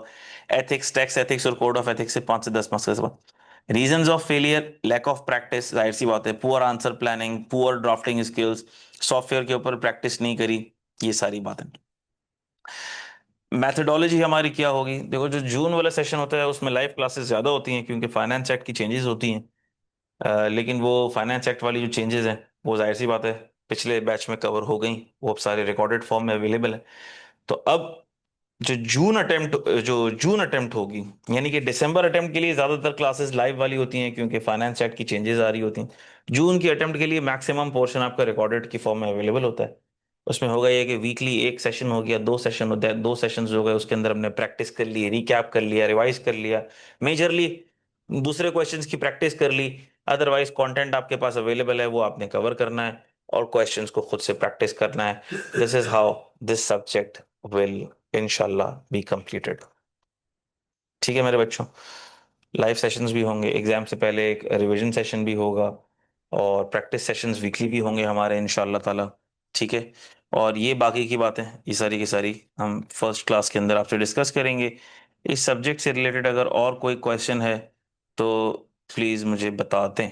सर जी। स्पोर्ट्स ये तो उनका रिकॉर्डेड लेक्चर होंगे जून के टाइम के लिए, तो एक पूरा जो लेक्चर उठा के बस ऐसा दे दिया गया, अब स्टूडेंट ने अपने हिसाब से चीजें मैनेज करनी है, खुद ही अपनी स्ट्रैटेजी बनानी है, ओवरऑल ए टू जेड अपना टाइम खुद डिसाइड करना है कि मैंने तो दिन में इतना पढ़ना है करना है। और साथ में तौर पर जैसे डेली बेसिस क्लासेस में होती है तो स्टूडेंट ने टीचर पर रिलाई कर होता है कि टीचर को पता है कि मुझे इतना पढ़ाना है और मैंने इतने टाइम तक मैं जल्दी फ्री हो जाऊंगा और फिर इतना मुझे रिवीजन का टाइम मिलेगा। अब पूरे रिकॉर्डेड लेक्चर मुझे मिल जाएंगे जून टाइम के लिए, तो मेरी भी ऐसा बताती है कि सलाहियत है, इतना जहर है कि मैं अपने आप को कर सकूं एनालिसिस। क्या पता मेरे जो लेक्चर कंप्लीट नहीं हुआ था और फिर टाइम बहुत ज्यादा बर्डन आ गई मगर मैं खुद ही लेके चल रहा हूँ, तो इसके बारे में आप ये बोलेंगे कि अगर अच्छा, इस पे देखो बहुत सिंपल सी बात यह है कि लाइव क्लासेस भी होती है ना, जो मेरा एक्सपीरियंस रहा है उसमें पहले कुछ बच्चे आ रहे होते हैं, मिसाल ले रहा हूँ, उसके बाद फिर ड्रॉप होते होते लाइव क्लासेस में कभी कोई आ पा रहा है कभी कोई नहीं आ पा रहा, तो मैक्सिमम फिर रिकॉर्डेड की तरफ चले जाते हैं, शिफ्ट हो जाते हैं। यानी कि 90-95% स्टूडेंट्स रिकॉर्डेड मोड के ऊपर ही प्रिपरेशन कर रहे होते हैं सीए फाइनल में। अच्छा, तो इसका तरीका क्या है, देखो इसका तरीका ये है कि आपको अपना एक शेड्यूल बनाना पड़ेगा, आपको पूरे वीक में आवर्स को डेडिकेट करना पड़ेगा। मिसाल ले रहा हूं मैं, अब आपने डेडिकेट कर दिए कि आपने पूरे हफ्ते में 6 घंटे 8 घंटे टैक्स को देने। अब आपने उन आवर्स में उस ड्यूरेशन के अंदर टैक्स की कवरेज करनी है। बात समझ आ गई? अच्छा, इवन एक और बात भी होती है, लास्ट अटेम्प्ट का एक स्टूडेंट अभी जिसने दिया, मैंने उससे पूछा, मैंने बोला भाई को स्पीड और अंडरस्टैंडिंग मुझे फीडबैक दो जरा। तो उसने कहा सर समझ में तो अल्लाह का शुक्र है, क्योंकि क्यूरियस नहीं है, सीए फाइनल के स्टूडेंट का लेवल ऐसा इतना मेच्योरिटी लेवल होता है कि उसको चीजें समझ आ रही होती हैं, वो क्वेश्चन करता नहीं है, उसको समझ आ जाती हैं चीजें, या वो देखेगा पढ़ेगा उसको समझ आ जाएंगी चीजें। तो क्यूरीज बहुत ही कम होती हैं जो सीए फाइनल के स्टूडेंट्स की होती हैं, बहुत कम क्यूरीज होती हैं।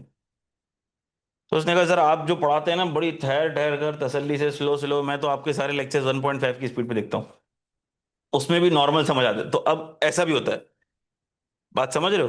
तो मेरा 2 घंटे का लेक्चर होगा, लेकिन अगर किसी ने 1.5 की स्पीड पे देख लिया तो वो 2 घंटे का लेक्चर उसने सवा घंटे में 1.5 घंटे में खत्म कर लिया। तो ये तो देखो जब आप शुरू करोगे ना तो आप खुद ही समझ जाओगे कि आपने करना कैसे। हाँ, वीकली हम लोग मिल रहे होंगे, मैं प्लानर शेयर कर दूंगा आपने किस तरह से कवरेज करनी है। लेकिन उस पे कारबंद रहना, उसको फॉलो करना, ये तो फिर स्टूडेंट का काम है। तो घर आके डंडा मार के तो मैं नहीं बोल सकता पढ़ो।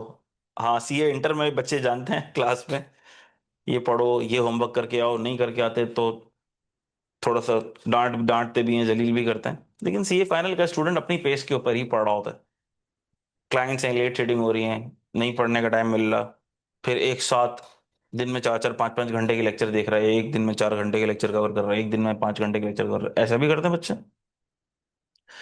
तो आपने अपने सिचुएशंस और अपने सर्कमस्टांसेस को देखते हुए सब्जेक्ट को लेकर चलना है, and you have to make sure that all lectures are covered.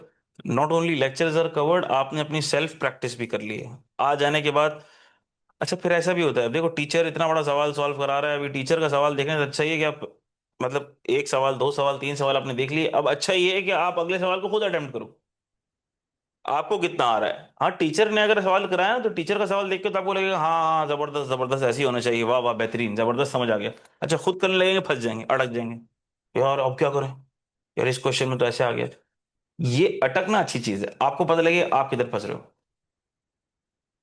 So your self practice also counts a lot. अच्छा, ऑनलाइन वाले बच्चे भी कुछ पूछ रहे हैं, रुक जाओ। अच्छा, what paper conjunctions go well with this paper, अच्छा ये बात करते हैं।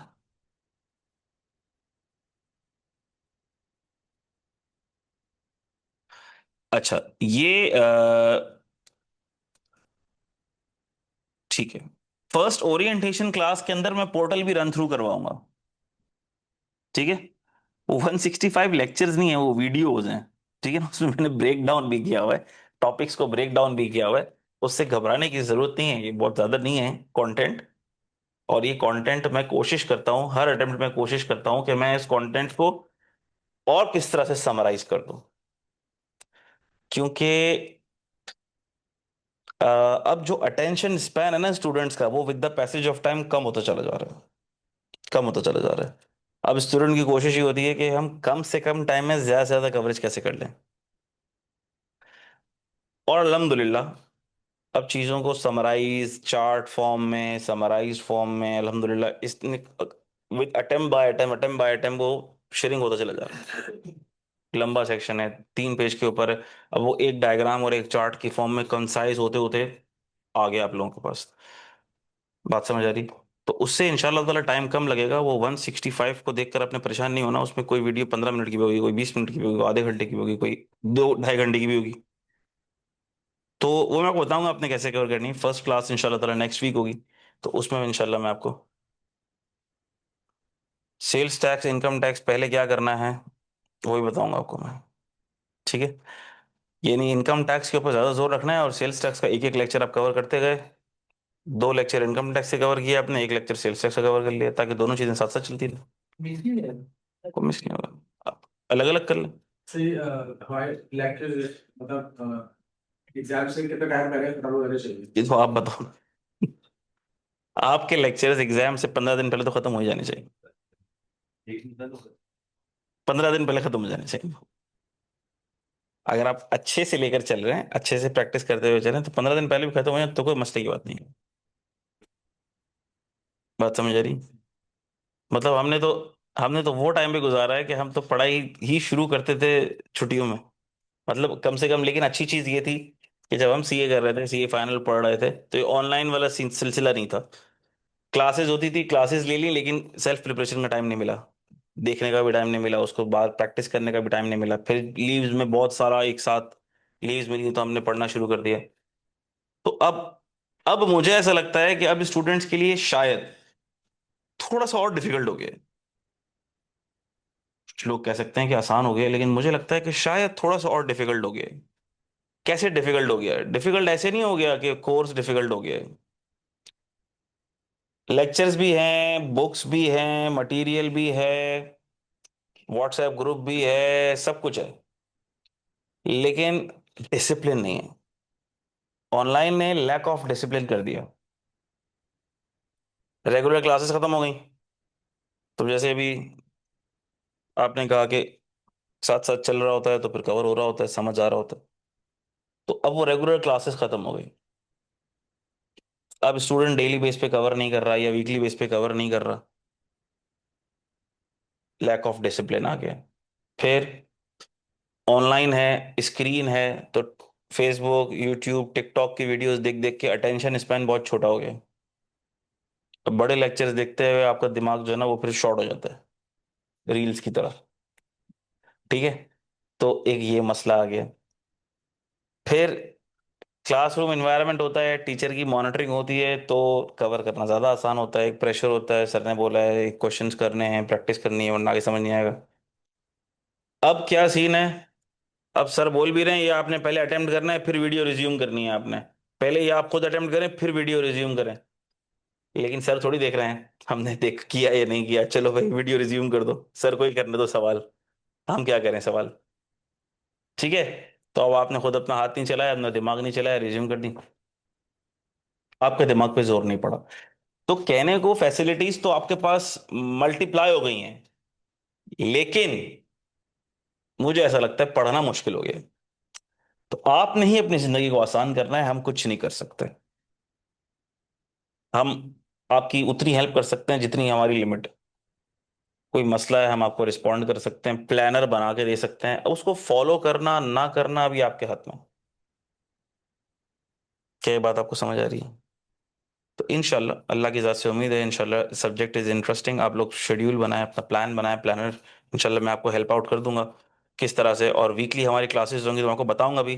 हाँ, प्लानर भी दूंगा मैं आपको इंशाल्लाह, कि आपने इस वीक में कौन कौन से लेक्चर्स कवर करने हैं। ये लेक्चर्स आप कवर कर लेंगे तो फिर हम ये क्वेश्चंस की प्रैक्टिस कर लेंगे। तो आप वो जब लेक्चर्स कवर करेंगे, उसकी उन क्वेश्चंस की जो क्वेश्चन बैंक के क्वेश्चन हैं, हम लोग उसकी प्रैक्टिस भी करते रहेंगे, एक्स्ट्रा प्रैक्टिस करते रहेंगे, वो ऐड होती रहेगी आपके क्वेश्चन बैंक के अंदर। ठीक है बेटा, इंशाल्लाह। और कोई सवाल किसी का?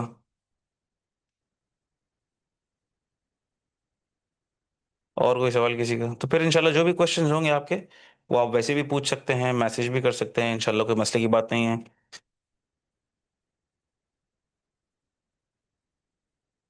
ठीक है बेटा,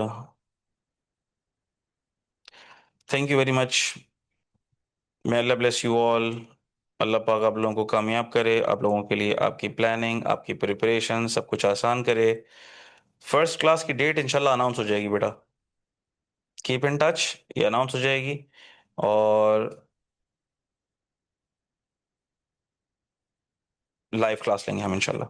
thank you very much, may Allah bless you all, take care a lot, thank you very much for attending the session। इंशाल्लाह मुलाकात होगी आप लोगों से इन द कोर्स। अस्सलाम वालेकुम वरहमतुल्लाहि वबरकातुह।